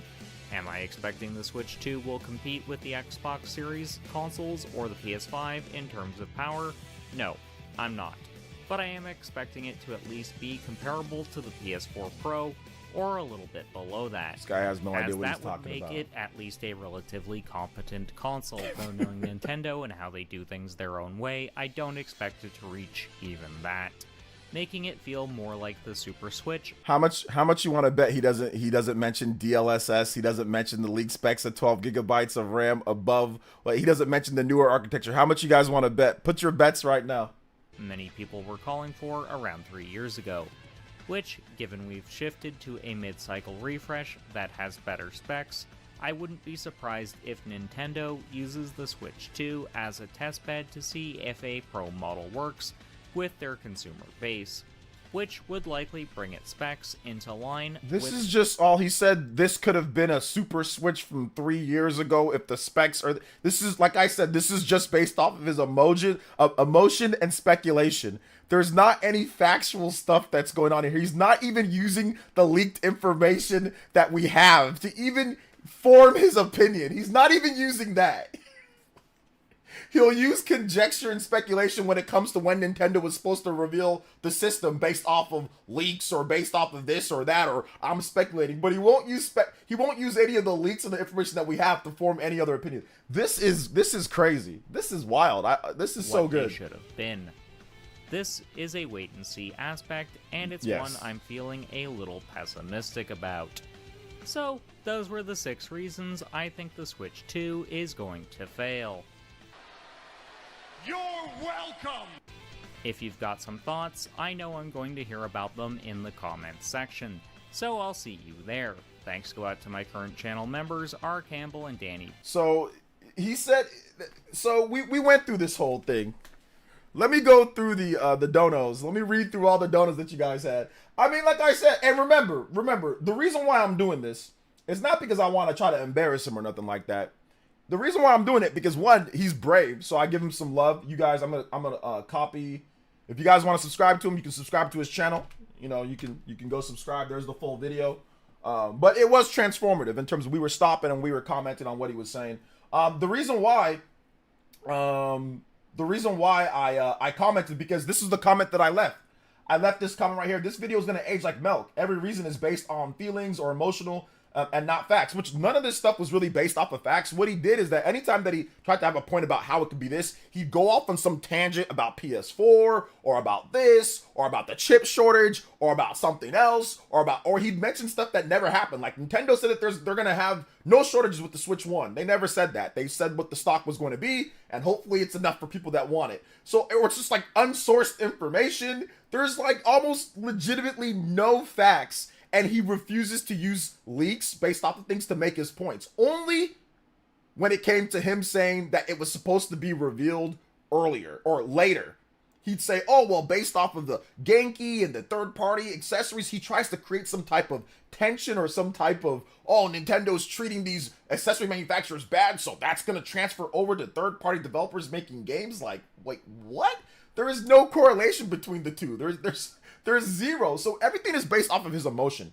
I don't think I heard a single, like, actual, like, fact that you could use. And I'm not even trying to defend this, defend that. Like, if I'm trying to create content, one, about Switch 2. That's the one thing that I'm trying to do. But everyone's pretty much on board that this system's going to do really well. When people just have an opinion, if they don't like something or not, like Maximilian Dude said, whatever the case was, I'm like, okay, cool. People are allowed to have that, or Moist Critical, or whatever. I'm not going to sit there and attack their opinion in terms of them liking something or not. But sitting here and making up stuff, like a lot of this stuff is just made up. Like this is just made up. He would just make up things, or he would just say, well, it's not this, or he wouldn't use the information that we already have, like the leaked specs, you know, or like the leaked specs. Like talking about the power of the system, you can see, like, he doesn't mention DLSS. He doesn't mention, okay, it's probably got 12 gigabytes of RAM. Obviously, this video's on January 20th, so he didn't see that developer interview talking about Mario Kart. Like, the fact that his stuff on, like, the launch lineup and all of that just seems incredibly weird.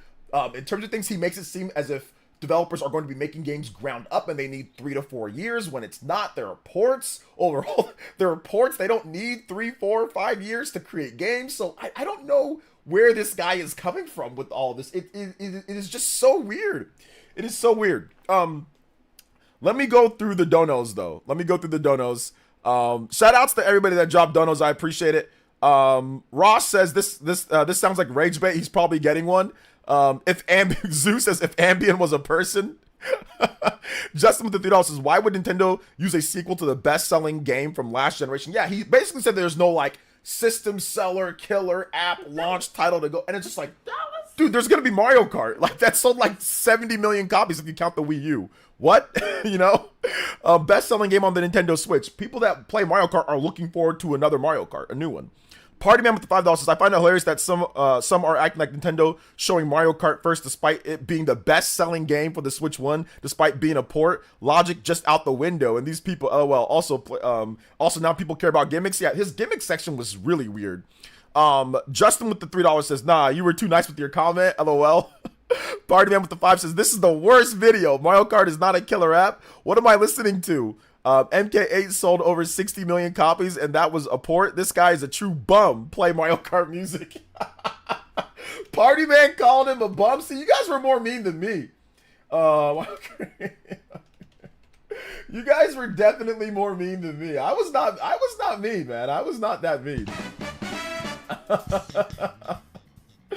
Let's see here. He says, play some Mario Kart music when done. I'm heated. DeAndre with the $2.09 is the part about people buying less games and consoles during the pandemic is false. If anything, sales went up and caused people at home because not much to do so. Switch sales went up. Yeah, he didn't source any of that. He just said, I think, my emotions, my feelings. There was no source for anything. I didn't see a single source.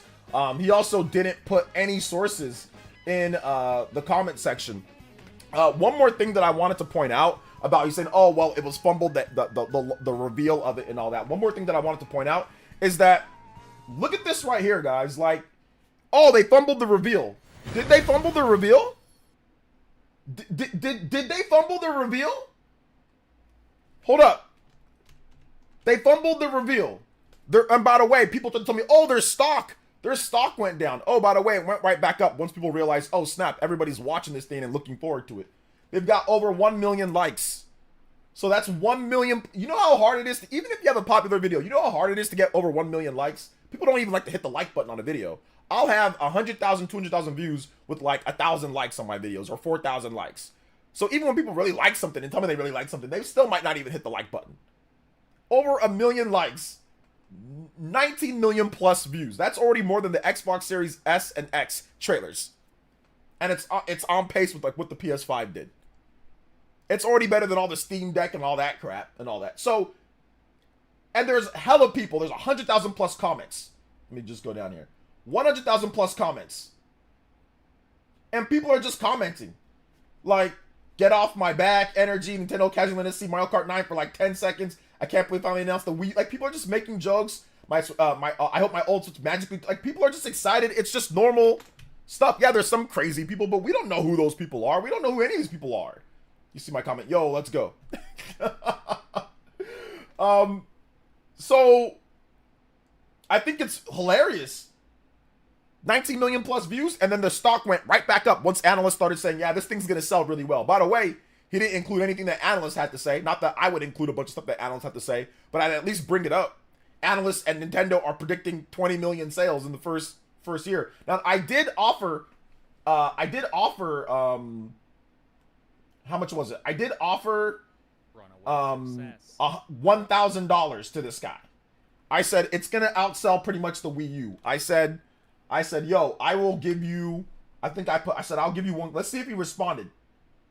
I said, yo, I'll do 1K. See, look, he's calling people butthurt. You know what I'm saying? He's just salty at people, bro. I said 1K. I said, yo, I watched the video. Unfortunately, LOL. Let's bet 1K on the first year sales. At least 13 million systems sold. Anything less, you win. So I don't think he's gonna respond back to that. But I said let's do 1K for 13 mil because he brought up the Wii U a lot. Wii U sold 13 mil, so it'll outsell the Wii U in the first year. Let's see if it does. But once again, people's Wii U videos are popping off. people's trailer. Look at that. I mean, Kit and Krista got 73K. They don't ever get that many views on stuff like that. These Digital Foundry dudes got 250,000 views on their reaction. That's doing as good as a lot of their other, way better than the other clips. People are hyped about Switch 2. Look, this person, or I was about to say lady, I don't know what this person, I think he's a dude, whatever. I have concerns about Switch 2 hardware. Everyone's talking about the system. He has concerns and he's going to buy it, trust me. Or he or she or they or them, they're going to buy it. You know? They're going to buy it. So to sit there and say, hey, they flubbed it, people are this, like, that is a false narrative. When the facts, the actual numbers show us that's not the case. Here are the actual numbers. The actual numbers are 19 million, over 1 million likes, and hella people saying, I'm looking forward to it, I'm going to get it, and making jokes, and they're going to buy Mario Kart. Like, this is weird. This is super weird. That's better than the original Switch 1 reveal trailer. More comments, not more comments. They deleted that, but it was better when they first showed that. So yeah, man. Like, I don't know, bro. It's weird. George with the Dawn on it says air travel new record 2024. Air travel just set a new record in 2024. Air travel? I don't know what that means. I know that's a joke, but I'm thinking it's something. Let me get the Mario Kart, what's it called? Music going.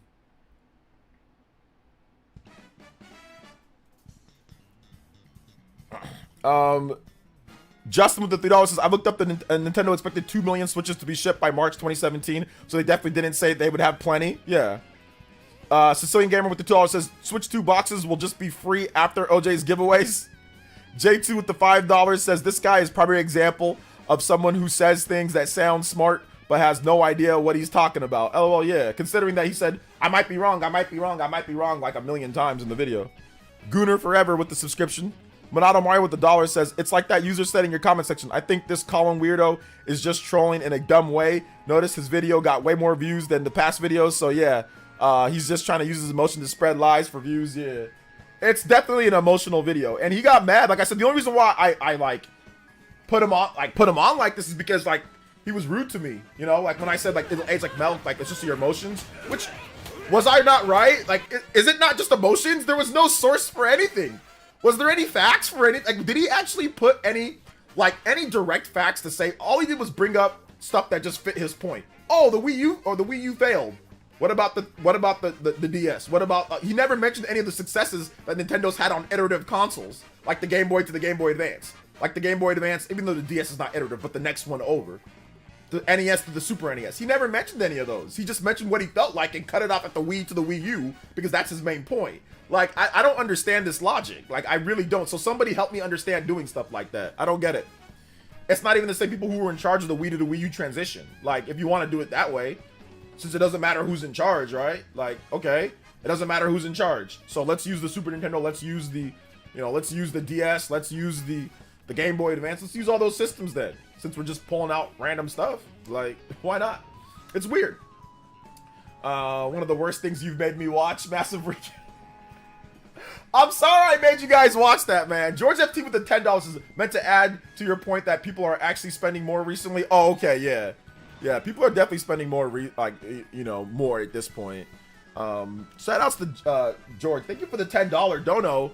Let me add up the rest of that. Shout outs, guys. I appreciate that. 5, 6, 7, 8, 9, 10, 11, 12, 13, 14, 15, 17, 18, 19, 20, 25, 28, 28, 30, 35, 35, 38, 38. Okay, so we hit over 100 on the combo. Thank you guys so much. 108 on the board. Thank you guys. Let's get this going right here too. Limit break, it's time. Bonus stream. We didn't hit that yesterday, so let's go. Check that out.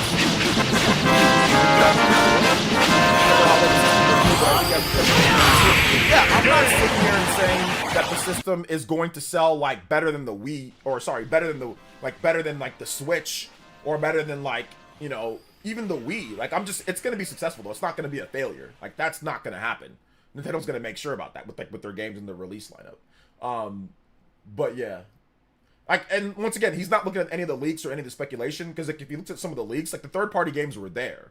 So like he's saying, oh well, we don't know about third party, we don't know about this, we don't like the leaks are there. He didn't want to use any of those. The only speculation or leaks that the only leaks that he used was that, oh, because we found out this about it early because of the leaks of the hardware leaks, Nintendo had to do this. So he used speculation on the leaks to form one thing, but he didn't use any of the other leaks about the hardware power, about people gauging it. He didn't use the actual games that have been, like, you know, like the third-party games, like Ubisoft saying, we love Nintendo Switch, whatever, right? He didn't use any of the other leaks that we've gotten. He didn't use Nintendo's strengthening third-party relationships board. He didn't use any of the stuff that's actually factual, or any of the stuff that's like the leaks that have came out, and like the rumors and stuff from like Nate the Hate. He didn't use any of that. He literally used none of that because all of that disproves his point. So he left all of that out. That is insane. That is absolutely insane. Most people aren't making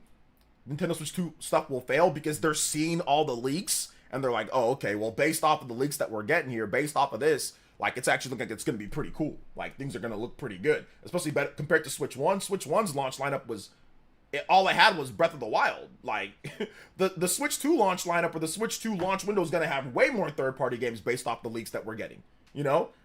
So I don't know, man. This is weird. It's super weird. Shout outs to Dank Me. I'm going to replay the Mario Kart since it was so pieced up. Thank you for the 58 months, man. I appreciate that. ACNH came out to start the pandemic. So many people bought that on a Switch. Yeah. He even said age like milk. He said age like milk himself multiple times. Whenever people say Switch was underpowered at launch, the first thing I think it was the name of chip stronger than Tegra X1. I asked them they would be. Yeah, there was nothing really stronger than that, but I think he just meant like compared to Xbox and PlayStation. That's what he was saying.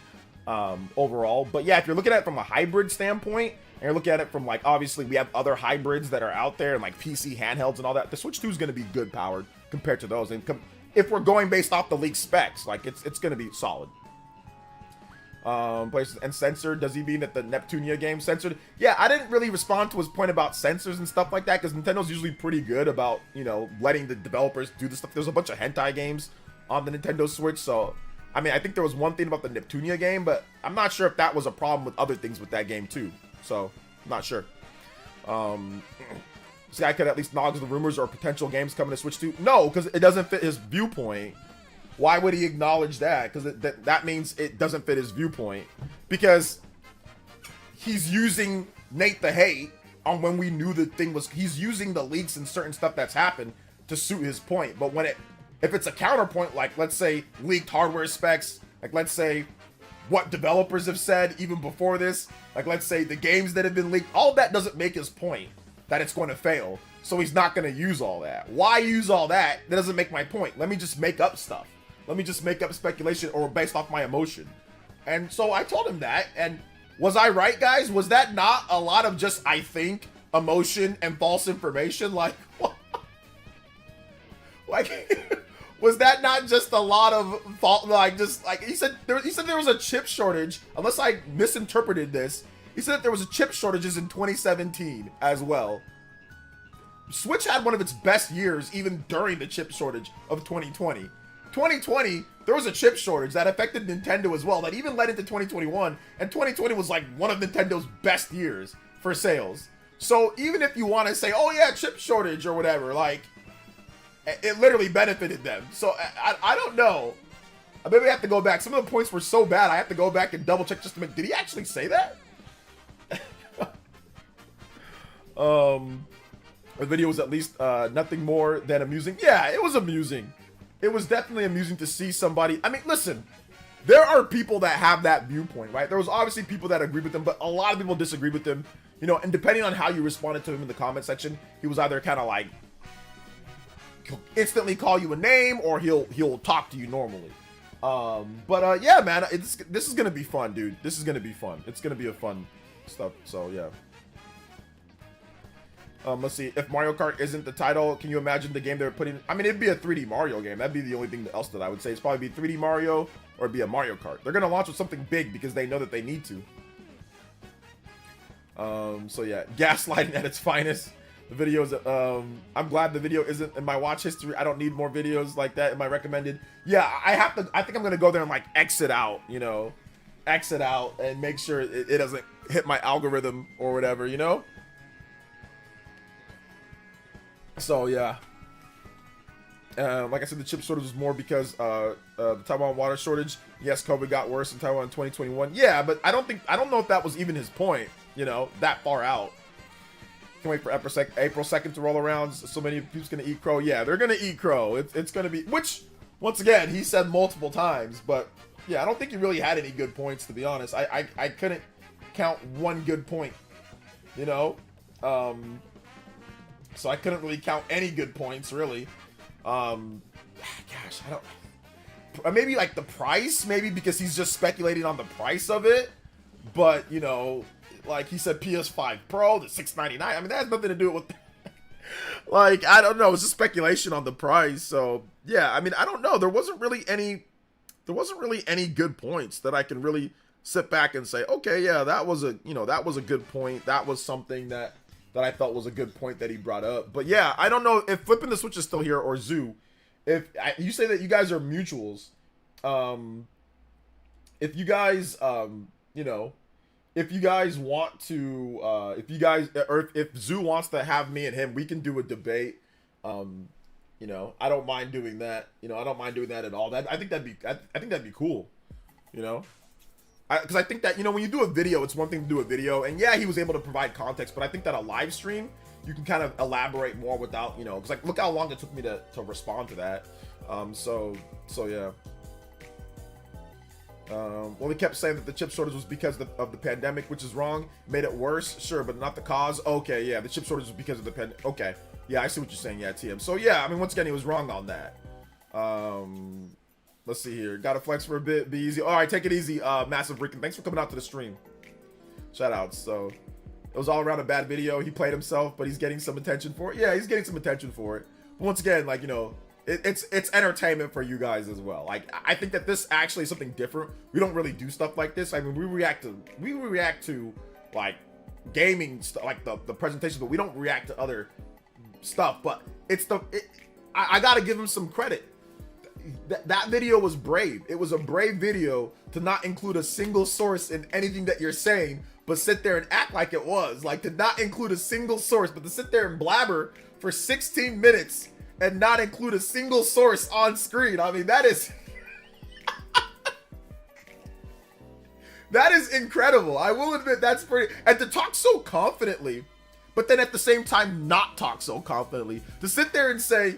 this can age like milk, or this I can eat crow multiple times, but then also title it 6 reasons why it will fail, but say, you know what, I'm probably gonna be wrong when they show off more.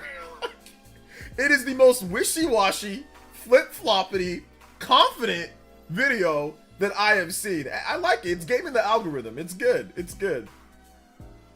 That was an AI bot. I mean, it might have sounded like an AI bot, you know?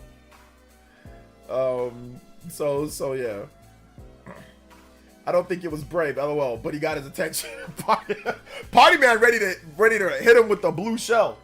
That's a Party man ready to hit that dude with the blue shell. The whole channel with the blue shell. Oh man. All right, let's talk about that Xbox Developer Direct. You guys can continue talking about the whole that video. We can discuss it more. It's not like it's off the table. But the Xbox Developer Direct, a lot of people are saying that this Xbox Developer Direct was essentially a Nintendo Direct. Was a potential games in Nintendo's Direct. Potential games in Nintendo's Direct, right? Because obviously Microsoft is doing more of the third party, you know, all that stuff, whatever, blah, blah, blah, right? So at the Xbox Developer Direct, we got a brand new announcement for Ninja Gaiden 4. That's coming to PS5, Xbox Series, and PC as well. So Ninja Gaiden 4, that is coming over. I'm looking forward to that. We're gonna watch the trailer for Ninja Gaiden 4. I'm liking what they're doing, but we have to wait and see how good the game is, because Ninja Gaiden 3 looked pretty good at first, and then that ended up being really bad, and they had to do the Razor's Edge version. So they got Platinum Games on this one though, so that's good. Definitely Platinum Games is good. So we'll see. This Ninja Gaiden 4 trailer. And before we get into this, guys, yes, it could potentially come to Nintendo Switch 2. It's not out till fall 2025, so there could be a Nintendo Switch 2, what's it called, trailer, or Nintendo Switch 2 version for this game. So yeah, there could be that. So yeah, let me get to this. All right.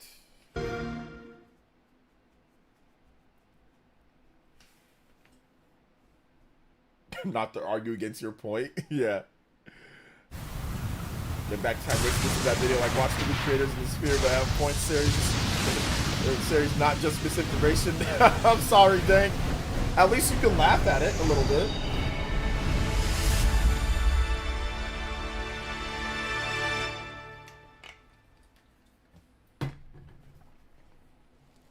Several years ago, the Dark Dragon, youngest of the divine dragon gods, wreaked havoc across the world.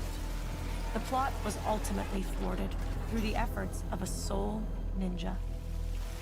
However, the Dark Dragon's husk remained, and from this husk fell an endless downpour of cursed rain.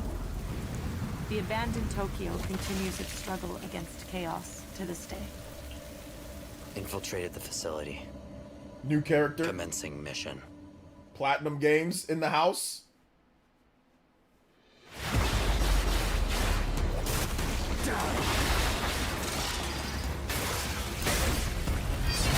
Hey!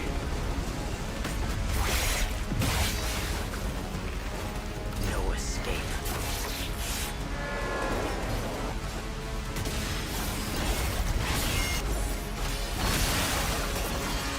Ow! Ow! Ninja!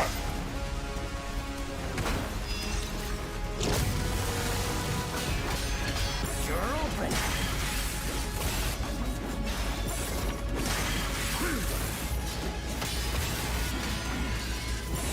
I know I just made a platinum. Well, on Apple Tank too.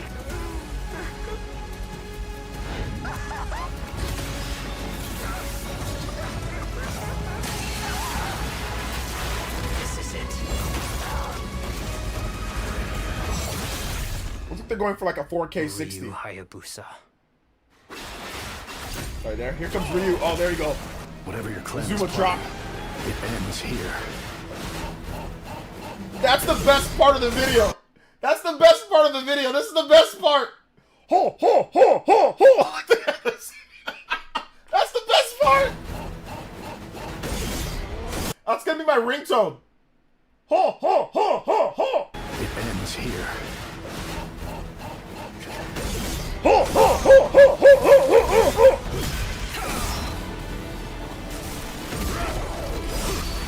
So you've come, Raven. Back off, Hayabusa. I will execute my mission. I wonder what his mission is. All right, fall 2025. Looking forward to playing the game. I think it's Play going it to day one with Game Pass. not only is it day one with Game Pass, but I think it's also play anywhere title. So if you buy it once. You see it right here. Console, PC, cloud. You basically get everything. So it's actually a pretty attractive game to buy on Xbox. But once again, we gotta wait and see about a physical copy of this game because Microsoft is publishing. So yeah, we gotta wait and see how many physical copies they'll have. If they have a good Xbox Play Anywhere physical copy where I can buy that and I can get it on everywhere, then okay, that's pretty cool. I'll buy it on there. But if they don't, then I'll probably just buy it on PS5. There's no physical. I don't know if there is or not. I mean, I'm pretty sure that there is going to be a physical. But like I said, I don't know. But I'm pretty sure there will be a physical. I'm pretty sure there will be. But I mean, obviously, Microsoft has no incentive to provide a physical. What they really want you to do is buy the game digital, then play anywhere, like the console, PC, like cloud. They want that. That's what they want, or Game Pass. They want you to buy Game Pass. You know. Ho, ho, ho, ho. Ho ho ho ho ho ho ho ho ho ho ho ho ho ho. That's old school. That's like, I don't know if they even changed the sound bite. They use the same sound from like Ninja Gaiden on like the Xbox, like the Tomonobu Itagaki Ninja Gaiden. They use that same one, that same sound. It was great. Ho ho ho ho ho. Yeah. So yeah, it looks good. Looks really good. I'm looking forward to the game. I think it's going to be a great game. But we'll see. Like I said, Ninja Gaiden 3 launched a little rough, but that was Ninja Gaiden 3. I don't think they're going to make the same one. And it's published by Xbox Studios. So, yeah. Big love to J2 Blue. Thank you for the $5, man. I appreciate that. Let's check out the new trailer for Claire Obscure Expedition 33. They just announced that there is going to be a open hub world, traversal hub world thingy in the game. New characters and all sorts of stuff. So yeah, it's pretty cool. They got a physical special edition. I'm gonna buy the special edition that gets you extra stuff in game, like a centimeter monolith music box, flowers. I don't know, all sorts of crap. So let's check out Claire Obscure. Rated mature. Expedition 33. I've been having nightmares. Devil's Being out here Fort. isn't what I expected.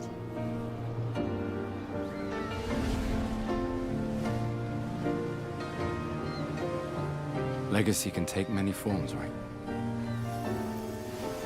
Learn from the ones who came before. And lay the trail for the ones who come after. It's true that Sony doesn't have as much incentive, but the difference is that Microsoft has like Game Pass, which is like the huge thing where they put like brand new titles day one on there, and Sony doesn't quite have that. And also Microsoft has also made big games and don't do physicals as well. So for example, Hellblade 2, there was no physical on Hellblade 2, you know? Wait, I hear something. This game looks awesome.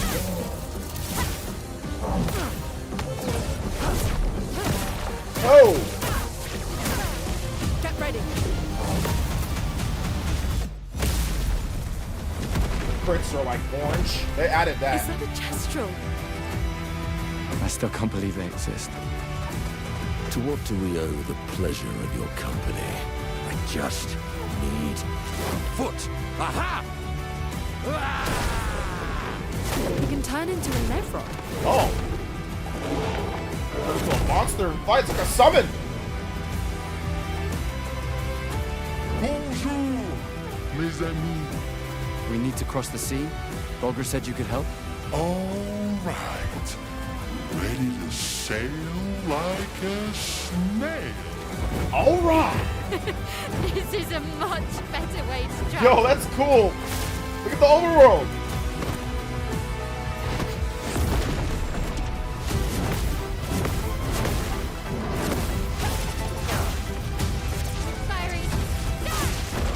There's so much graphics coming at you. I didn't take Oh! Did that guy just die? Whoa!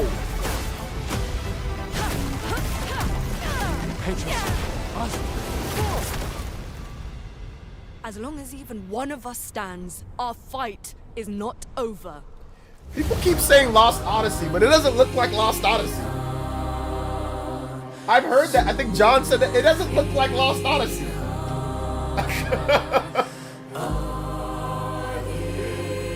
I don't know. It doesn't look like Lost Odyssey to me. It doesn't like I don't know. It doesn't look like Lost Odyssey.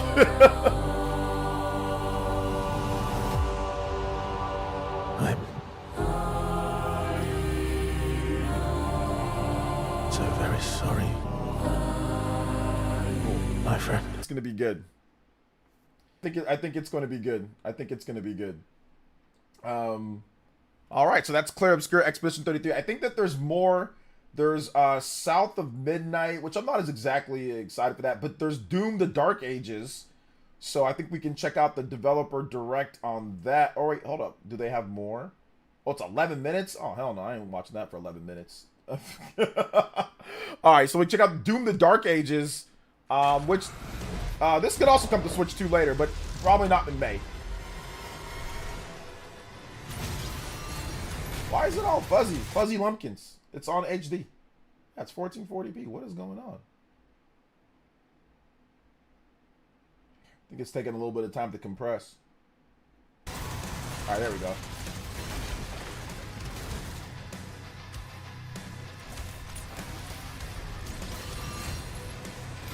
This is definitely more my style. You got like shields and like you can throw them and stuff. Like Captain America. That's pretty dope.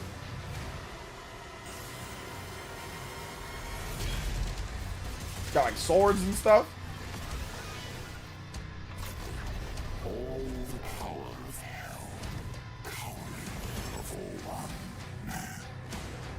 Got a flail.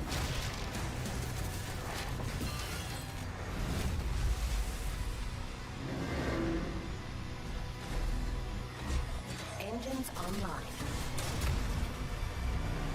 Got a Doom suit. Pre-order. It should. I mean, Doom 2016 and Doom Eternal both came to Switch 1, so I'm pretty sure this one will come to Switch 2. Maybe. I mean, I'm not 100% sure. Sorry about that, the pop-up, guys. Maybe. I'm not 100% sure, though, but it might. Excuse me. But yeah, that's Doom the Dark Ages. So yeah, looking forward to that, too. Well, I'm not looking forward to it because I can't play that game because I already know I'm going to get nauseous. There are some third-person parts, like where you're inside like the mech suit and all that. Like, it's so... I don't know. I might actually try the game. I might actually try it, but I wish there was a third-person mode, like outright third. If there was an outright third-person mode, I'd be totally into Doom as much. But I just can't play because of the nauseous, the first-person stuff. You know. I've been looking forward to Claire Obscura ever since the first trailer. It looks insane. Only thing that can make it better is if they make the Switch version. Well, Switch 2 version, yeah. One of the developers actually showed up to one of my streams and we had a little chat. He says he has no idea. Obviously, they're just trying to get the game out on time, and they have a deal with Microsoft, so they don't really need Switch 2 right now. Like, they don't really need it. I don't know if that's something that they're even gonna do. They're a new studio. It's their first game, so they kind of already have their hands full. But I definitely think that it's a possibility for it in the future, for it to come to Switch 2. Like, I don't think it's out of the question. But yeah, he did say like, "Hey, look, man, I don't know about any of that, you know."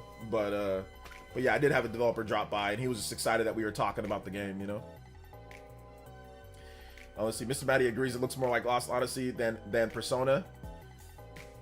It doesn't look like Lost Odyssey or Persona.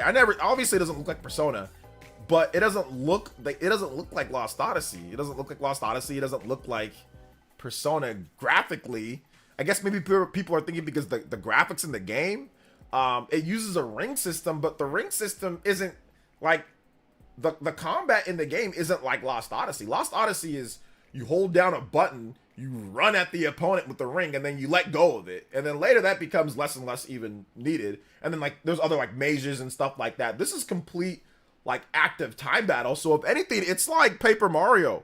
It reminds me more of Paper Mario. Or even like Legend of Dragoon, even a little bit like Legend of Dragoon, or even maybe like Final Fantasy VIII, some of the gameplay from there. But it doesn't remind me of Lost Odyssey gameplay. I mean, maybe visually if you want to talk about like graphics, maybe, because like Lost Odyssey has more of a darker like tone and look to it. But like Lost Odyssey is distinctively still like a Japanese-ish type of character design and setting. Like, not setting completely, but like character design. Like Claim and like the other, like those are still like anime-ish, you know? So that's why I'm not on board with this, like the Lost Odyssey thing. Like I get it, like I see, but gameplay wise, it's definitely not like Lost Odyssey. It's not like Persona as much. Now it has a obviously turn-based like Persona, you know, turn-based RPG, turn-based like Lost Odyssey, but gameplay, Paper Mario, you're constantly having to play defense by pressing quick time event buttons and offense. You know, Final Fantasy VIII is also kind of like that. Legend of Dragoon is kind of like that as well. Like where you can reduce the damage, or even like Super Mario RPG, where like you can block the damage and things like that. So it reminds me more of those games. But obviously like the look of it, I think they're talking about like graphically the look of it. But gameplay, gameplay, no. So I think they're just talking about the look of the game. I didn't really get any Lost Odyssey vibes though. That's just me.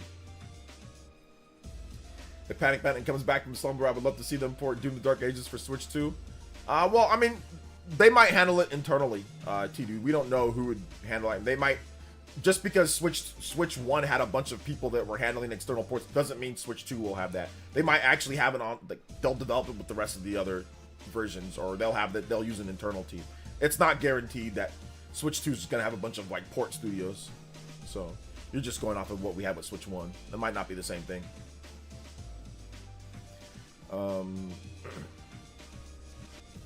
See, the skill tree menu looked overwhelming.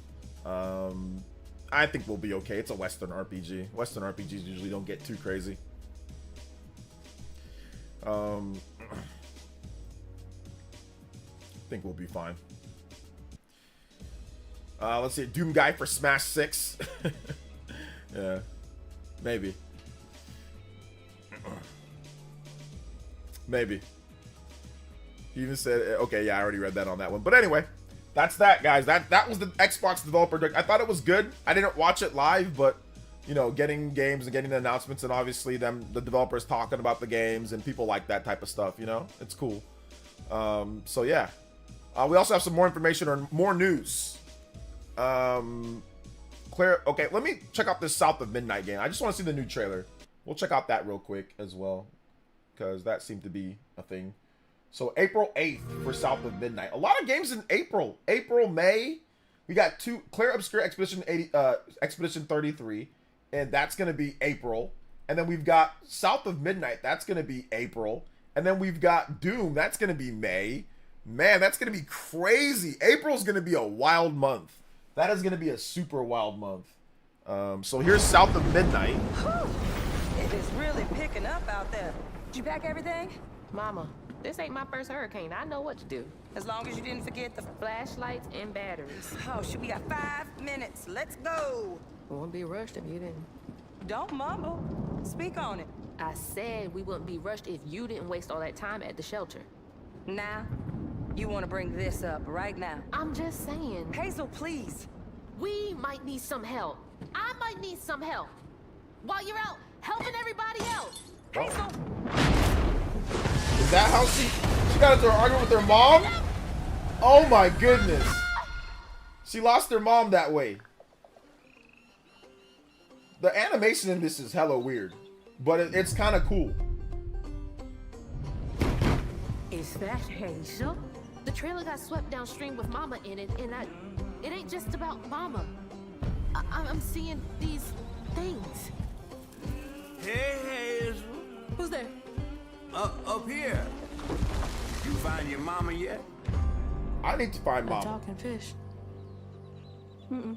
Nope. Ain't no way. It ain't every day I hear about a new weaver such as yourself. What are you talking about? You can't see strides, can't you? And a trained weaver ought to be able to rescue her mama easy. I can teach This you is a Baron from the South. This is a Baron game. You from the South, man. This better work. Let's see some combat.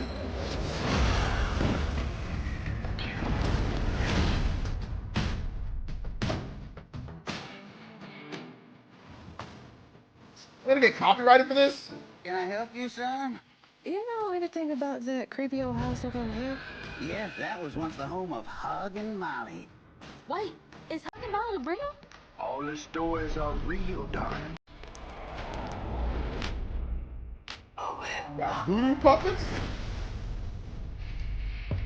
Weavers fix things deep down. They mend parts of your soul so ripped you'd forgotten they were ever one piece. I came all this way to hear your story. The real story, Itchy. It was complicated. This is grown folks' business. This ain't for you. I ain't no damn child.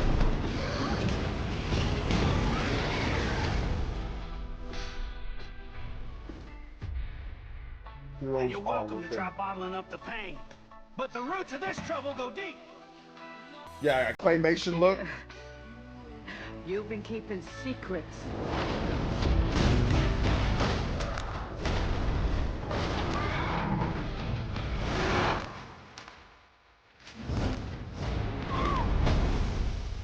Hope it's good. I will definitely play this game, but I'm a liar. I don't know if it's gonna be good or not. Like, I'll wait till reviews. If the reviews are good, I'll check it out. I'll see if I'll check it out. But I don't know. I'm not sold yet because I don't know. It's like their first game, or it's like one of their first games or something like that. So yeah, I'm not sold. I'm not sold on that. Obviously not sold on Doom Dark Ages, not sold on this game. But I am sold on Claire Obscure Expedition 33. And I am pretty much sold on Ninja Gaiden. I'm pretty much sold on that too. So yeah. Yeah, maybe it's like an 8 out of 10. If it's an 8 out of 10, I'll probably play it. If it's because it's not first person. So thankfully they didn't want to make a first person Bayou Mama in first person. Good thing they didn't do that. At least it's third person. So I'm actually more interested in playing that game than I am doing the Dark Ages because one, I can actually play it because I won't get nauseous playing the game. So that's the main reason why I'm probably a little bit more interested in playing that. I'll probably buy Doom at some point. I always buy the Doom games. Like I got review codes for Doom 1 and Doom Eternal. Or Doom 2016 and Doom Eternal. But then I also bought Doom 2016 on my PS4. I have not opened it, but I have it. But I have not opened it and played it, but I have it. You know? I don't know how much it's gonna cost either. It says pre-orders are open, but they didn't say how much it costs. So I don't know what the price is. Is it 50 or 60 or what? Is it 50? Yeah, I'll probably pick it up when it's cheap. If they're gonna have the physical. I bet they don't have physical, right? I bet there's gonna be no physical for that game. We all know we're gonna play them all on Switch 2 at some point. You guys think all these games are gonna be on Switch 2? Maybe. I mean, it's definitely a possibility for sure. It's definitely it's a possibility. It's definitely a possibility that these games are all on Switch 2 at some point. $39.99 on Steam, I believe. Oh, okay. Yeah, I wouldn't buy it. Hey, what's up, Brand Smith? I wouldn't buy it on Steam, but I'd buy it on Xbox. Okay, that's cool.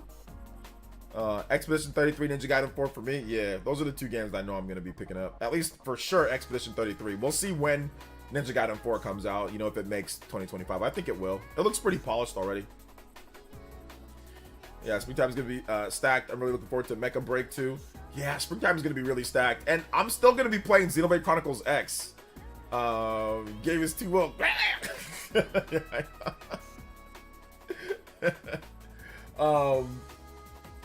That's what some people are saying. It's like, oh, wait a minute. Hold up. Black girl. Uh-oh. No. Like that moron that I debated. Forspoken woke. Why is it woke? I don't know. You tell me. You let me know, smart guy. Smarty pants. Alright, so let's get into the Q&A portion. If you have comments or questions, feel free to tag me at PlayerEssence, hashtag PlayerEssence by itself. More than happy to answer all of your lovely questions. Shout outs to Juice, shout outs to everybody that's here. Appreciate you guys. But yeah, I'm still going to be playing Xenoblade Chronicles X Definitive Edition. Probably, because that game comes out March 21st. So there's not that many days left. I don't know if I'm going to beat it in 10, 11 days. Because Atelier Yumiya also comes out on March 20th. So, and then there's going to be Switch 2. April 2nd is Switch 2, like, hype. There's going to be games galore announced. Have you guys ever been so hyped for a game you don't want to play other games? Have you ever? And that's what happens to me sometimes, man. I'm so hyped for a game, I don't want to play nothing else. I remember leading up to Metaphor Refantasio, all I wanted to play was Metaphor. Like, I was just so hyped and ready for Metaphor Refantasio. I didn't play anything else until the demo came out. And then once the demo came out, I only played the demo till the launch of the game. I just grinded out the demo and grinded out a bunch of money and all that and resources. And I grinded out the freaking demo until the game came out. I didn't want to play anything else. So it's so funny. I think once Switch 2 games get announced, once it gets close to like, okay, it's coming out in June or whatever, I'm gonna not want to play anything but that, you know?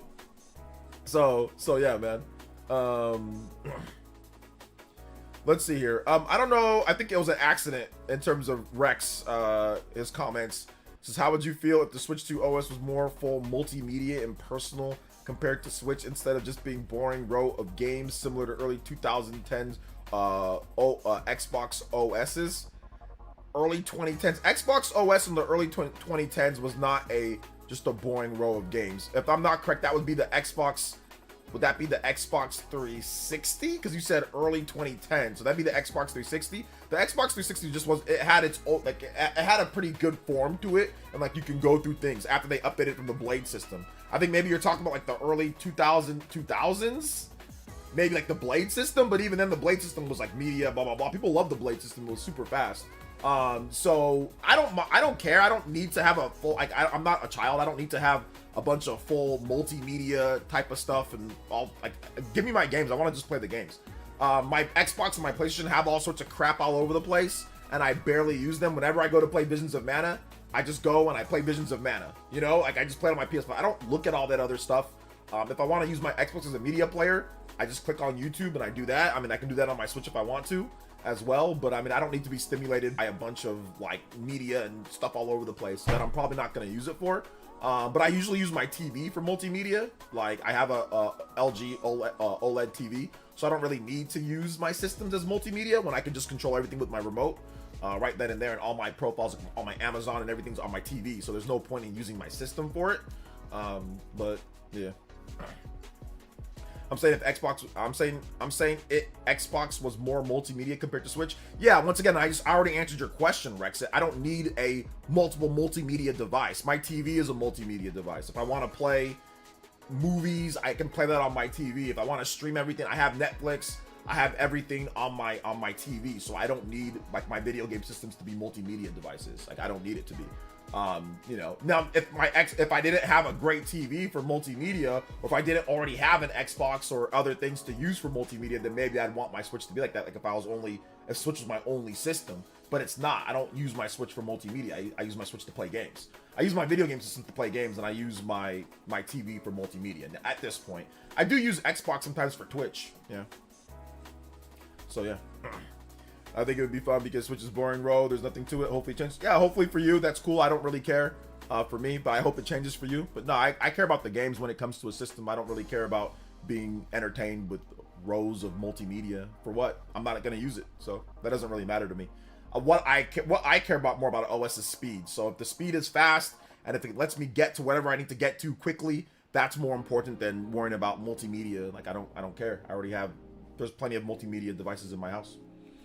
Could be nice for portable mode, but once again, I mean, for multimedia, this is a better multimedia device than my Switch will be, or my Switch 2, or any other portable device that I have, because one, it's smaller, two, it has really good audio and everything, so I can just use my phone if I need to, you know, watch a movie or whatever portable. Instead of having to hold something like this, I'd rather have a smaller, more sleek device to watch movies on. It would probably be this right here.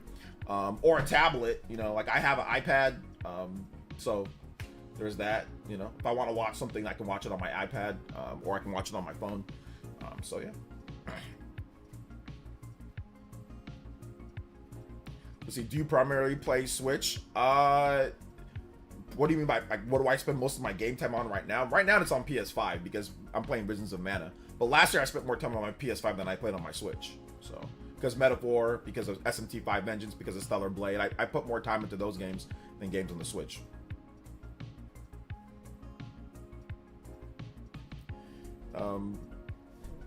Probably TVs and microwaves have all that crap installed. I don't know. My microwave doesn't have that installed, but my microwave can go online. It does have a online where I can set it to, you know, clean itself and set it to do all sorts of crazy things. I do have a smart microwave. I do have one. But yeah, no multimedia functions, you know. So yeah. Let's see. Speaking of Vogue, what's the bit? A bit of a grifter Game Awards. Only the good part. They have AVGN in one segment, and that's it. The show is just a bunch of grifters. Okay, good for them. Congrats. Let's see. Wonder how casuals feel compared to hardcore games in terms of UI. I feel like more serious gamers only care about games, while casuals enjoy fun built-in apps and media. Well, look at the sales, Rex. Look at the sales. So you're talking about casuals, right? Casuals bought the Switch. So, like, so I mean, how much do casuals care? I mean, because it sold 150 million units. So how much do, like, factually, how much do casuals actually care about that compared to like core gamers? Unless everybody that's buying the Switch is a core gamer. You know, I don't know. You know, I'm just looking at it from a logical perspective. Most casuals that buy a video game system want to buy it for video games. Most casuals have a cell phone, so if they need to do multimedia, it's going to be on their cell phone, or it's going to be on their iPad, or on something like that. I think most time when casuals buy a video game system, they want it for video games, you know. So yeah. Yes, I have a Switch Lite. Yeah. My microwave does not have a screen. There is no heads-up screen. So yeah. People playing Switch while they watch sports on TV. Yeah, like the casuals that I know that have Switch or that play Switch, they literally just play it just to play a game. They're not on there to do multimedia. Whenever they want to watch multimedia, they have their TV. Most casuals will have a smart TV, and they're just used to just using the remote and controlling that. They're not trying to hook up their Switch to watch multimedia. Like, most casuals don't do that. So yeah, that's from my experience. Most casuals don't. But if I don't know if you've seen other casuals.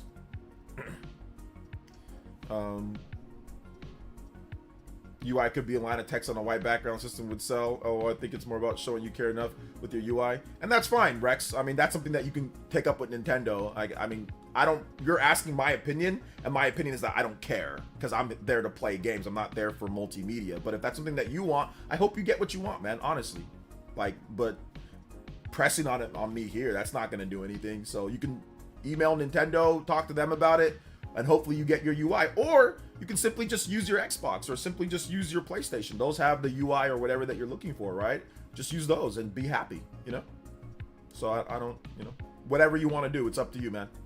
But hopefully you get what you want, man. Hopefully you do. But you're asking me my opinion, and that's my personal opinion. I don't care. I don't care about it on my Xbox and my PlayStation. I don't care about it. I don't use it. I don't really use it too much. I use my PlayStation. I don't use it all because the encryption is trash. For like when you have a capture card hooked in and all that, like it's so super weird. But my Xbox I used to use for Twitch a lot. That's about it. I mean, but I don't really watch too much Twitch anymore. But yeah, it's all good, man.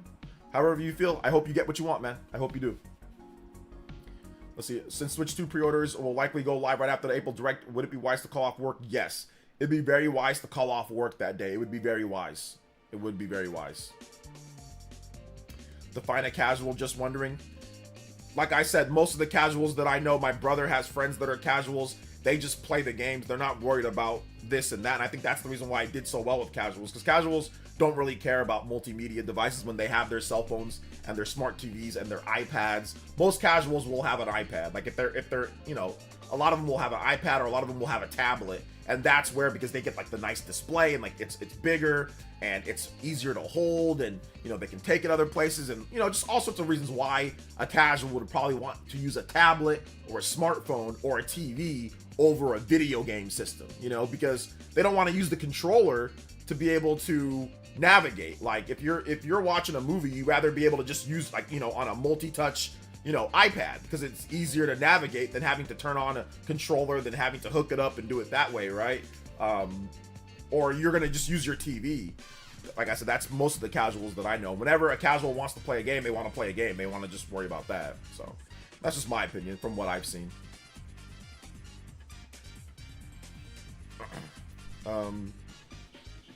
It'd be insane if Nintendo remade Link to the Past and the Link's Awakening art style for Switch 2.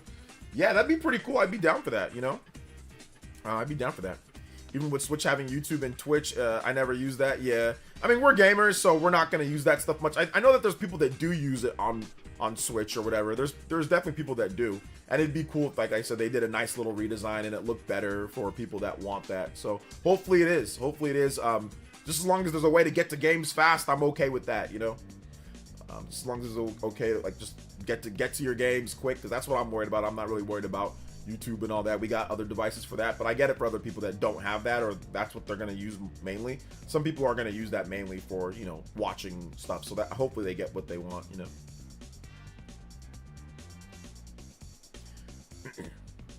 Let's see here. But yeah, it'd be really cool. I'd be down for Link to the Past remake. Doug says, I use my PS5 for media because I don't have an iPad or a smart TV. You should definitely see if to get a smart TV. Once you get a smart TV, you will probably never use your PS5 ever again for multimedia if you get a smart TV. Like, if you get a good smart TV, you'll never again use it, because it's like, why? Like, I have like a Wii remote on my TV where I can use my TV as like a Wii remote and point to where I want to go, so it's so easy to navigate. I have voice command built into it, so if I want to search something, I can just use voice command. Like, you can do that on PlayStation or Xbox, but it's way more clunky with the controller. So yeah, but if you ever get a smart TV, you'll probably stop using your Xbox and your PlayStation to watch movies and stuff like that. Yep, or smart TV. Oh yeah, you can get a you can get like a TV stick. I would like an Amazon Fire Stick or something like that. I'd highly recommend one of those TV sticks that plug in via USB or whatever, DeAndre. And there you could, there's all the apps on there, and then you can just sign into your accounts, and then you can just use a control, like a remote, like a TV remote, you know. So yeah. So I use my smart TV for all my apps. Yeah, smart TV is good. Like smart TV is really good for all that. It's also fast. It's usually faster and all that. It's usually quicker and a little bit better too. That's the thing. Plus, there's like way more apps as well. Like just way more stuff on there.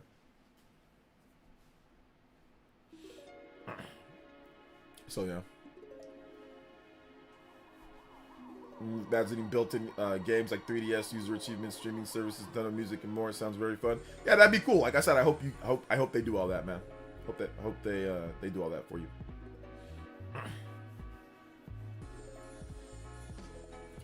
Let's see. I really like Apple TV, but mine recently broke. Unfortunate that your Apple TV broke. You gonna get another one or what?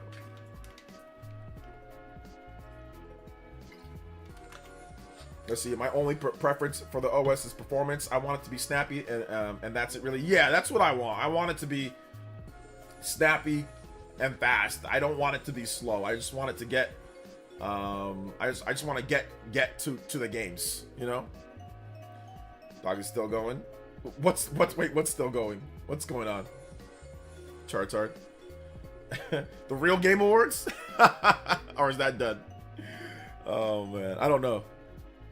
It's all good though. It's all good. If you guys haven't seen my most recent video, check it out. We did a Zelda, Twilight Princess Wind Waker, leaked potentially for 2025.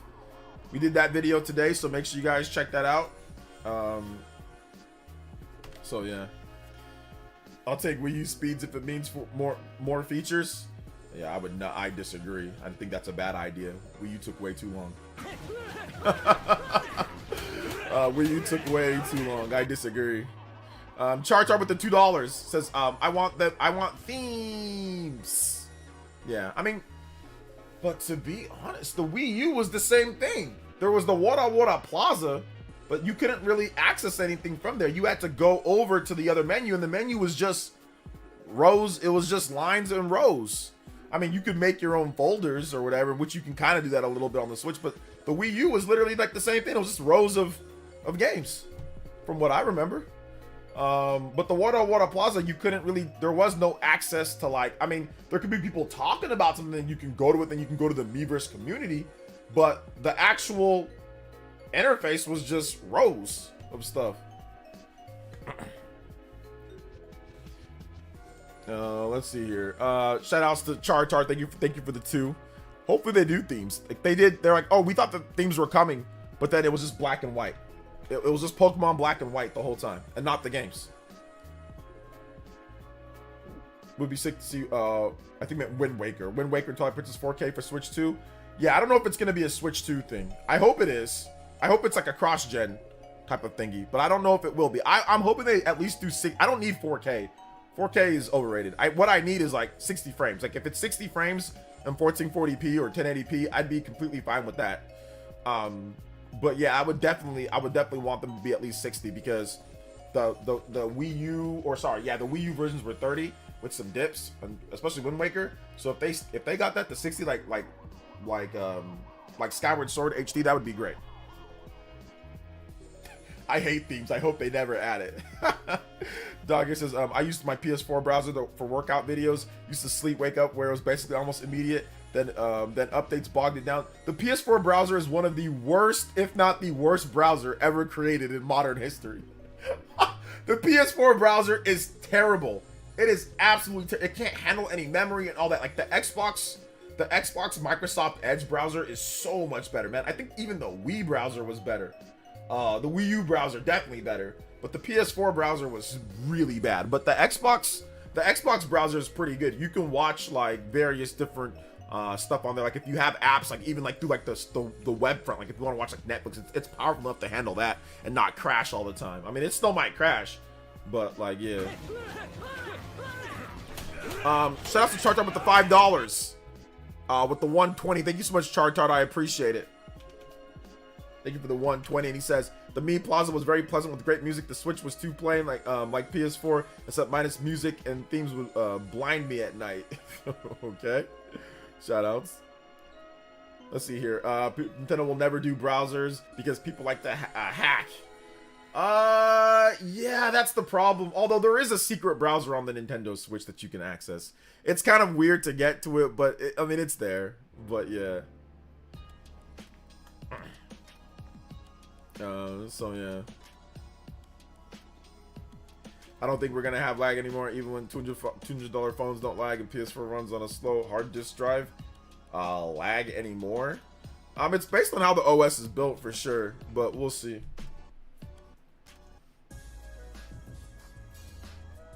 The $200 phones definitely lag. They're awful. Yeah, I mean, it depends on what phone you're getting, but yeah, I wouldn't buy a $200 phone. I mean, some $200 phones could be really good, but I mean, yeah, I wouldn't put much faith into a $200 phone actually being durable, lasting long, and not having issues, you know? But that's just me. My Hisense A6H 4K TV broke. I still didn't get a new 4K TV. I wanted my family because we were struggling lately because the price went up for everything. We are poor, not rich. Yeah, very unfortunate. I'm sorry to hear about that, Sean. You know, there are good TVs that will be on sale maybe later this year. But I mean, if you want a good TV right now, like Walmart has some pretty good prices on TVs. You know, if you're lacking on money, Walmart's got some nice Vizios for like a couple $100. So nothing too crazy. I know, like you said, like you're lacking on money a bit. But Walmart Vizio, like the Walmart Vizio TVs are actually pretty good, if I'm not correct. Yeah, there's TVs here, man, for like, you can get the 43-inch Class Quantum 4K QLED HDR smart TV. You can get that for $278. They have the 55-inch Class Quantum 4K QLED TVs for $318. So I know, like I said, you know, you said money's kind of tight, but $278 is not bad. You know, if you're just looking for a good, starter, first, TV, or there's even ones for $264, 55-inch 4K UHD LED smart TVs for $264. Hell, you can even get the 32-inch Vizios 1080p televisions for $170. So Walmart, they bought out Vizio, so the prices are definitely gonna go down. What is there? There's one here. The Vizio 43-inch 4K LED for $223. So, $228. So you might want to check out one of those. Am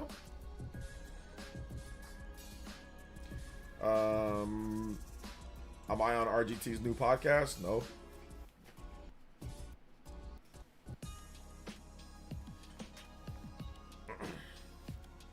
So yeah, streaming YouTube and Netflix will unlock the Switch 2's full potential, making for addicting on-the-go entertainment. Streaming YouTube and Netflix.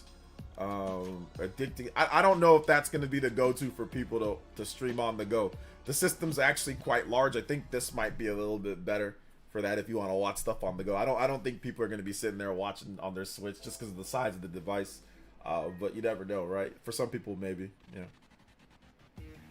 My first smart TV was $299. My first smart TV. Oh, actually, no. Not my first smart TV. No, that was the HD TV. My first smart TV. What was my first smart TV? What was my first smart TV? I think it was I got a Samsung. It was in 2018, and I remember it was that Target deal where I got that Samsung, like 55-inch Samsung TV for like it was like $250, but it was a crazy hack deal that I was able to get. But that TV, I think it was normally like $400 or $500, so I got it for like $200. That was my first smart, like a 2018 Samsung like HD TV. So yeah, that was my first one. My first HD TV, I bought a 17-inch Dell. Oh my gosh, those were the days, bro. Back in 2006, my first ever HD TV, 17-inch Dell for $600. Whopping $600 for that TV, bro. 17-inch Dell. Shout outs to the mighty Quavarius. Thank you for the tune-in tier. Welcome back. Tune-in tier pledge. Thank you so much for subscribing or becoming a member on the channel. Tune-in tier as well. Shout outs, guys. We are definitely going. We out here. Further beyond, baby. Nowadays, that's a laptop. I know, seriously. But that was my first TV back in 2006. I wanted to play Gears of War. I got an Xbox 360 in 2006. I was in college. And I think I was a junior. I was either a sophomore or junior in college. And I wanted a... it was 20 years ago. And I wanted a... what's it called? I wanted to get Gears of War, Xbox 360, and play with my friends on Xbox Live.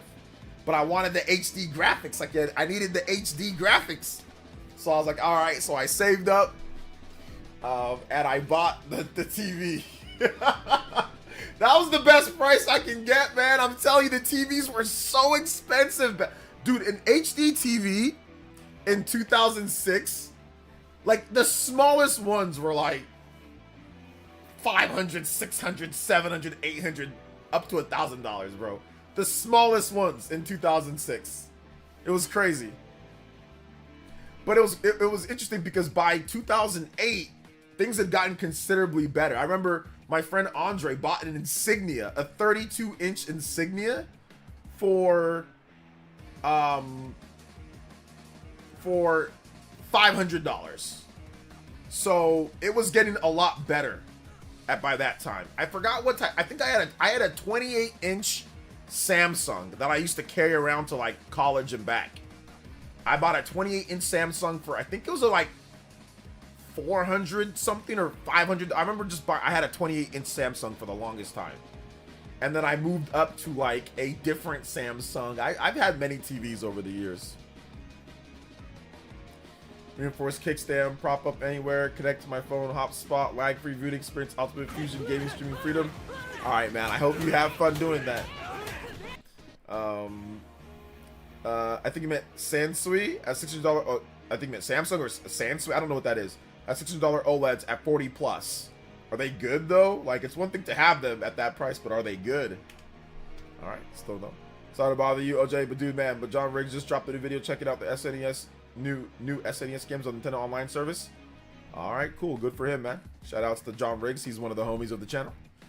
Let's go. Now you can get a 55-inch smart TV for like $400. You can get it for cheaper than that. We saw prices for 200 something for Vizios. You can get a 55-inch Vizio for 2 something, 300. So you can get them for even cheaper. Even cheaper. Yeah, it's been wild though, man. It's a wild journey from 2000. And the funny thing is that that's not even that long ago. Like when I look back and I'm like, man, that was a long time ago. But it like wasn't a long time ago. Like, yes, it was 20 years ago, which is wild to think that was 20 years ago. Oh man, my whole life was different. It's crazy to look back at your life where you were, like when you get older. Like younger guys, if you're like 20 or whatever, it's like a kid. But like it's crazy to look back like at your adult life, like when you were like, you know, you're adult and like you're more of an adult now. Like, and it's crazy to look back what I was thinking or what I remember I was thinking back in 2005, 2006, 2007 compared to like 10 years after that. 2017, 2015, 2016, 2017. Now 10 years after that, 2025, you know? Sensui's a newer brand. Oh, I've never heard of it. It kind of sounds like Samsung. But yeah. Crazy. Good stuff though, man. Good stuff. Good stuff. Thank you for the multiple donos. Char 125. We out here. Even further beyond, baby. No, there's 55-inch 4K. Like, let me tell you right now, you can get a, let me tell you right now, you've got Vizio, you got a 55-inch 4K QLED Vizio Quantum LED TV for $318. So yeah, with tax, it's gonna be under $400. Actually, you can get for $448. You can get a 65-inch class Quantum 4K QLED HDR Smart TV Vizio. I have a Vizio. I have a Vizio in my living room, and it's actually not bad. It's not the greatest, but it's not, for the price, it's actually pretty good. So you can actually get, you know, Vizio wise, you can get some 55-inch for $300. With tax, that's going to be like $350 maybe. Even maybe a little bit lower than that. Shout outs to Simeon Corn with the 100 core crystals. Even though you're just getting in, blessings from me to you. Thank you for the core crystals. Music request is favorite Octopi Traveler COTC Tower of Remembrance. Yes, sir. Thank you for the 100 core crystals. I'm new to your channel. How you feel about Nintendo Switch 2? I'm looking forward to it. I think it looks good. I'm looking forward to the April 2nd Nintendo Direct. Nintendo Switch 2 Direct. I'm looking forward to that. So yeah. Oh, Samsung? Oh, brands like Samsung? Oh yeah, no, you can't. No, not Samsung. But Vizio. Vizio's not a bad brand. It's not bad. It's not the greatest, but it's not bad. All right, let's see here. Octopath Traveler C2C Tower of Remembrance. Thank you so much for the 100 core crystals. 126. We out here. Yes, sir. I want the TLC Q6 series QLED TV 4K TV 2024 model because it's affordable. It did cost $300, but now it costs $269. I know that's affordable at Best Buy, Walmart. I want one at Walmart. Okay, there you go. So there you go. There's some affordable TVs for you, man. Sony Bravia. I've heard so many good things about the Sony TVs. I've heard so many good things about them. I usually go with, like, right now I'm an LG person. So I've had my LG CX since 2020, and it's been serving me so good. Like the LG CX, that LG CX I bought was future-proof, man. It's got VRR, it's got all the features. So I'm really loving the LG CX. It's got HDR, it's got Dolby Vision, it's got all of that. So I'm really liking the LG CX that I got. I'm really liking that one. I'm liking it.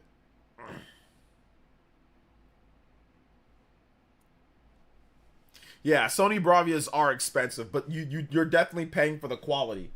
You're for sure paying for the quality. That's for sure. So I have a Samsung S95B and an LG C2. Probably lean towards liking the Samsung better. I think the C2 is a lower version of the CX, right? So I think the Samsung is definitely a little bit better quality TV, and it's more expensive if I'm not correct, right? Or what? I'm not sure. I'm not familiar with recent Samsungs, to be honest. And I'm not familiar with a lot of the new TVs because I haven't looked at TVs since 2020. Last time that I even looked at TVs was 2020. I just bought the Vizio because we needed a TV for the living room.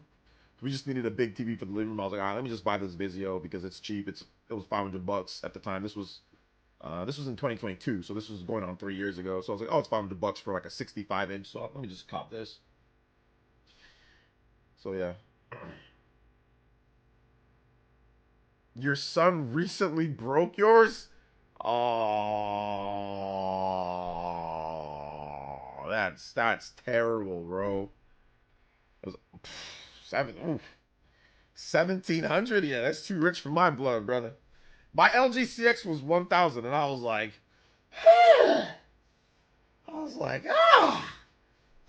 this better make me a sandwich while I'm at it. And that was 1K. So yeah, man. He's 4 or 5. He's 5 now, so I couldn't be too mad. He threw a remote and cracked it. My wife said, "Don't get another one." He threw the remote and cracked it. That's crazy. Was he upset at something, or did he just feel like doing it? Yeah, I mean, you can't get too mad at a kid. But I'll tell you something right now. If I threw the remote at the TV and cracked it, bro, I would have been beat like like Mike Tyson versus my dad and my mom would have beat me like an MMA match, bro. I definitely would have got like freaking rock bottomed. It would have been bad. But yeah, obviously not. Like, if my boy did that, I ain't doing nothing. I'm not gonna hit him. But yeah, if it was back then, I would have got. You say, yeah, you start doing some child labor at that, bro. Start working in the steel mill or something. Oh man, no more purchases like that after the kid, so I had to get him while I can. Oh, you could, yeah, that's true. Once the kid come, kind of like, you know, money's kind of be funneled to there, like, you know, diapers, baby food, all that stuff. So yeah, belt to the. Well, we used to do the. Oh, not we, but my dad used to do the tree branch, the Switch.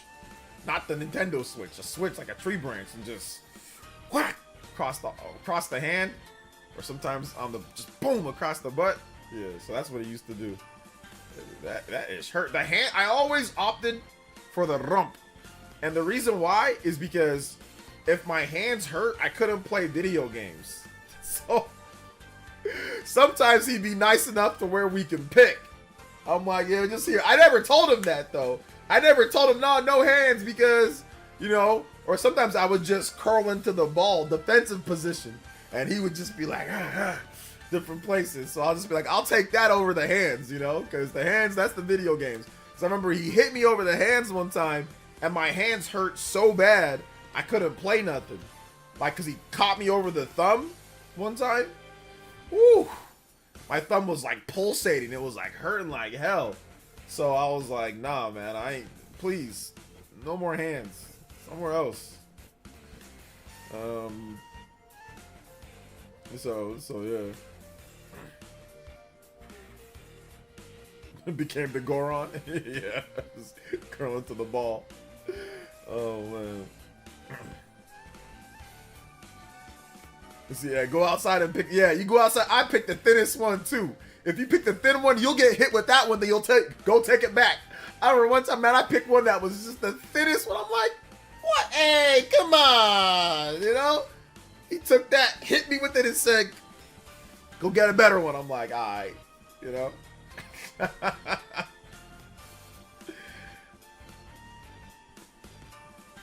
So yeah, man. SMIT2 is out. Chris, I don't know what that is. Juice says ended up buying a 2023 Neo QLED TV for $900. That bad boy got VRR, HDR, 4K, 120 frames per second support and all that jazz. I'll never buy another TV again. Yeah, that's why when I bought if you buy a future-proof TV, you don't really got to buy a TV for a while unless something breaks, which hopefully it doesn't break. But like, you don't got to buy another TV for a while, you know, like it's good. Like, there's no point in buying another TV because it supports all that. And like, really, 8K isn't like what it's cracked up to be. Like, I've seen an 8K TV.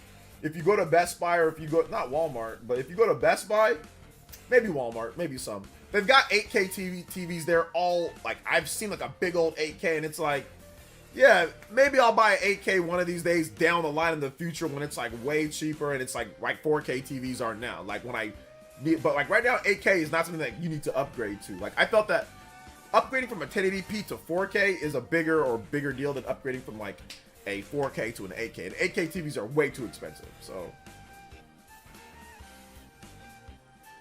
yeah, I think the C2 is a little newer version of the CX. I found the 42-inch from my office. I have like 600 on sale. I suggest that for people. Oh, okay. Yeah. So yeah, nothing uses 8K at the moment. Storage is too much for it. There's like some 8K programming. Yeah, but there's very few 8K programming. Very, very, very few 8K programming. So yeah, there's no point. There's no point in really doing 8K right now, because like nothing really. There's like nothing. I mean, although Microsoft or Sony said 8K on the box, so we're waiting for that 8K content, man. We're waiting for that 8K content. It's coming, right? It is coming.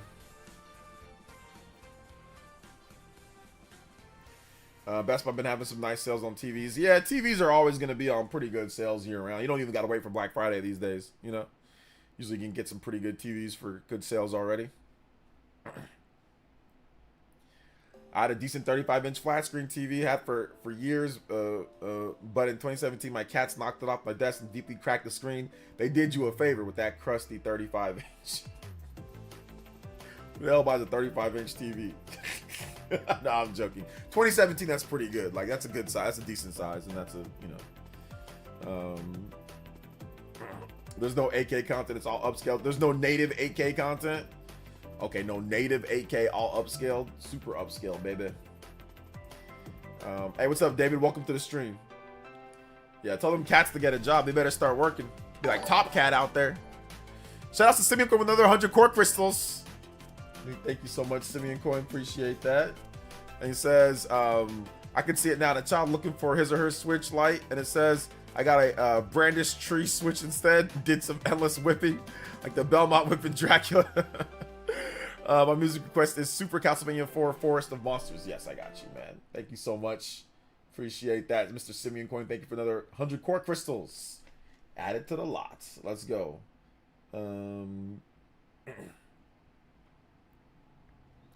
Let's see here. Forest of Monsters.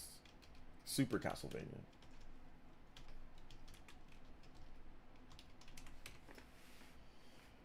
Super Castlevania. Forest of Monsters. All right, here we go. Thank you so much.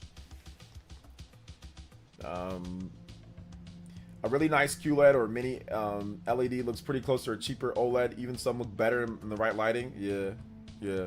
Right tuning and fine tuning and all that. But I love my OLED, man. I don't know if I'm ever gonna be able to give up the TV that I've got unless it breaks. That's the only thing that I'd probably say. I was like, all right, I'm good, you know.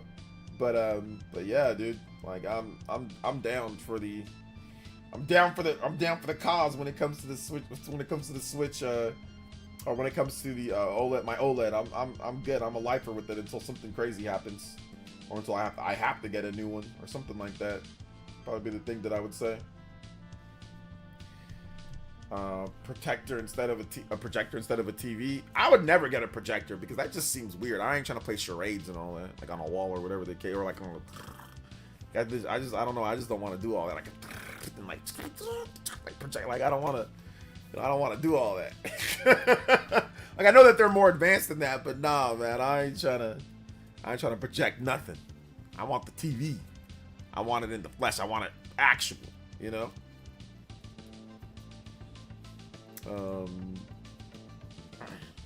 Nah, I'm good on projectors. Shout out to me and Coin, appreciate you. So yeah. OJ, didn't Sony remove the 8K on the PS5 box? They didn't remove it on my PS5 box. My PS5 box still says 8K. My PS5 box says 8K. They didn't remove it on mine. Maybe the newer ones, but not on mine. He says, oh, well, got you. No, yeah, I wouldn't get a projector. It's just weird. It's like you got like divots or bumps in your wall or whatever. It's like, or it's like, no, I'm good, man. I ain't trying to get a projector. I need the actual TV. Look up gaming projections. It's wild. I've never seen the prices for gaming projectors. What are the prices at for gaming projectors? Let me check. Gaming projectors. The prices.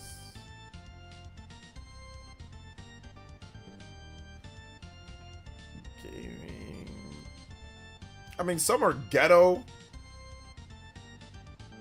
But yeah, some of them are like BenQ. There's like a $1,000. This one's $1,399. Some of them are $600. There's cheap ghetto ones, but you probably don't want those. Movie gaming projector for $400. Yeah, but the good ones are like $1,000 plus. Like if you want a really good one, you're gonna drop $1,000 plus. If you want like a truly good one, you're gonna drop like $1,500. If you want like a really good, you're gonna drop like $2,000 plus for it. You know, like a BenQ 3100 IDLP projector. That's $2,100 or $2,200 pretty much. So yeah, I ain't dropping that for that. No, I'm good. Nah, I'm good.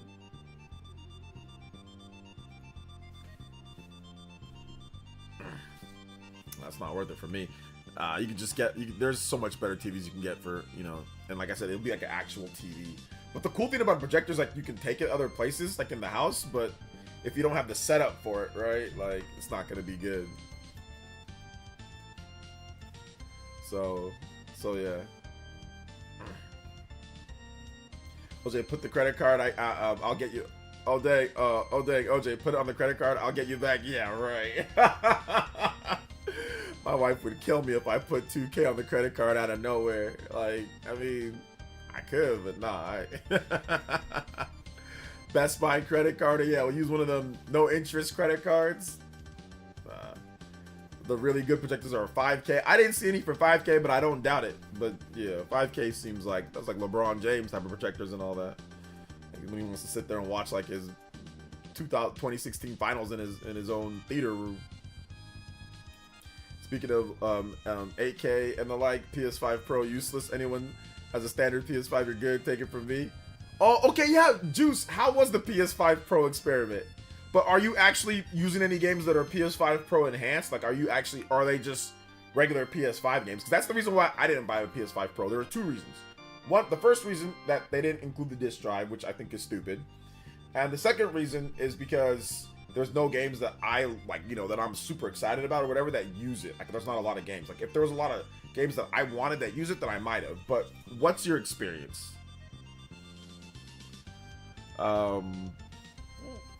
But I know you said that you got it for a deal from your homie, right? You got it for a pretty good deal. With the disc drive? Excuse me. So yeah. But while Juice does that, guys, we have, you know what? Time flies while you're having fun. We have actually hit the threshold, the 3-hour threshold. So, yo, that was kind of crazy.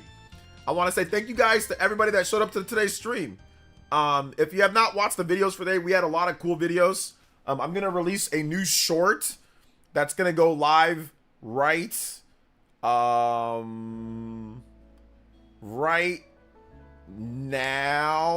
at this point. So it's talking about a big RPG for 2025. So if you guys want to check that out, you can check it out. It's a brand new short. It's talking about Claire Obscure. Just my own little thoughts. If you guys want to give your boy some love on the shorts. So that's live right now on the channel, so you guys can watch that. But if you don't feel like watching that, that's okay. You can watch something else. We've got other stuff to watch. We've got other stuff to watch. We got other stuff to talk about. We got other stuff to discuss. Smite 2 uses PS5 Pro. Yeah, I ain't playing no damn Smite, bruh. But we've got a video on Zelda Wind Waker HD, Twilight Princess HD for 2025. Speaking of 8K on the light, PS5 Pro. Okay, yeah. We've got that. So if you guys want to watch that video, check it out. Let's see here. Zelda, Wind Waker, and TP leak for 2025. And Astral Chain 2. Astral Chain 2 info. So if you want to watch those, that is up on the channel as well. Shout out to everybody watching. We had like 800 plus people watching at one point or near that with Twitter and with YouTube and all that good stuff. I played Dragon's Dogma 2 with the PS5 Pro enhancement. It's irrelevant. Just play it normal. Juice Man said, I want more Dogma in my Dragon, but this is not Dogma-ing enough pixels, enough frame rate, enough whatever. Just play it normal. Yeah, it is what it is, man. The Dogma was too much for the PS5 Pro. Shout out to Juice, though. Thank you for sharing that. PS5 Pro garbage for the price. No disc drive. No disc drive is terrible. I mean, if there was a disc drive, maybe I'd be like, okay, that's some pretty good power, but man, no disc drive. Like, it's just the principle. It's just the principle. But you know, there's no games that I really want to use it for. So yeah, really only use it for Monster Hunter Rise in performance mode, and that's it. Oh, okay. Shout outs to Bad Set. Says peace, love, OJ. Have an amazing rest of your evening. Stay awesome. Yes, sir. JoJo Fridays. Let's go. Yeah. JoJo Friday. I'm gonna try to see if I can do it earlier. Cause I've got somewhere that I've got to be, like, you know, in, like I usually do on Fridays. So I'm thinking maybe we'll do an early stream where we'll do like maybe like 1 o'clock my time, so like 4 o'clock ET. If not, then we'll do a late night stream, and if not, then we'll do a modified JoJo Saturday. But yeah, I'm gonna try to see if I can get like an early stream going for you guys. So yeah, good stuff. So. All right, guys, thank you so much for watching. Thank you guys for being awesome. I do appreciate it. You guys are goated. Super goated. So thank you guys so much. And yeah, we will see you guys for the next one. Have a nice night. Good stream tonight, guys. Hopefully I didn't lose fans over that video. That response video I did for the Switch 2 will fail. Hopefully I didn't lose it. I didn't lose any of you guys. Hopefully I didn't, because yes, some of y'all were heated. Party Man was heated. Party Man was heated on that video. So, all right, guys. Love y'all so much. We'll see you guys for the next ones. Peace. Thank you for coming out. Thank you for all the donos, guys. Shout out to everybody who donated, all the Elite Ninjas members. You guys are awesome. So, love y'all so much. All right, guys. Peace out.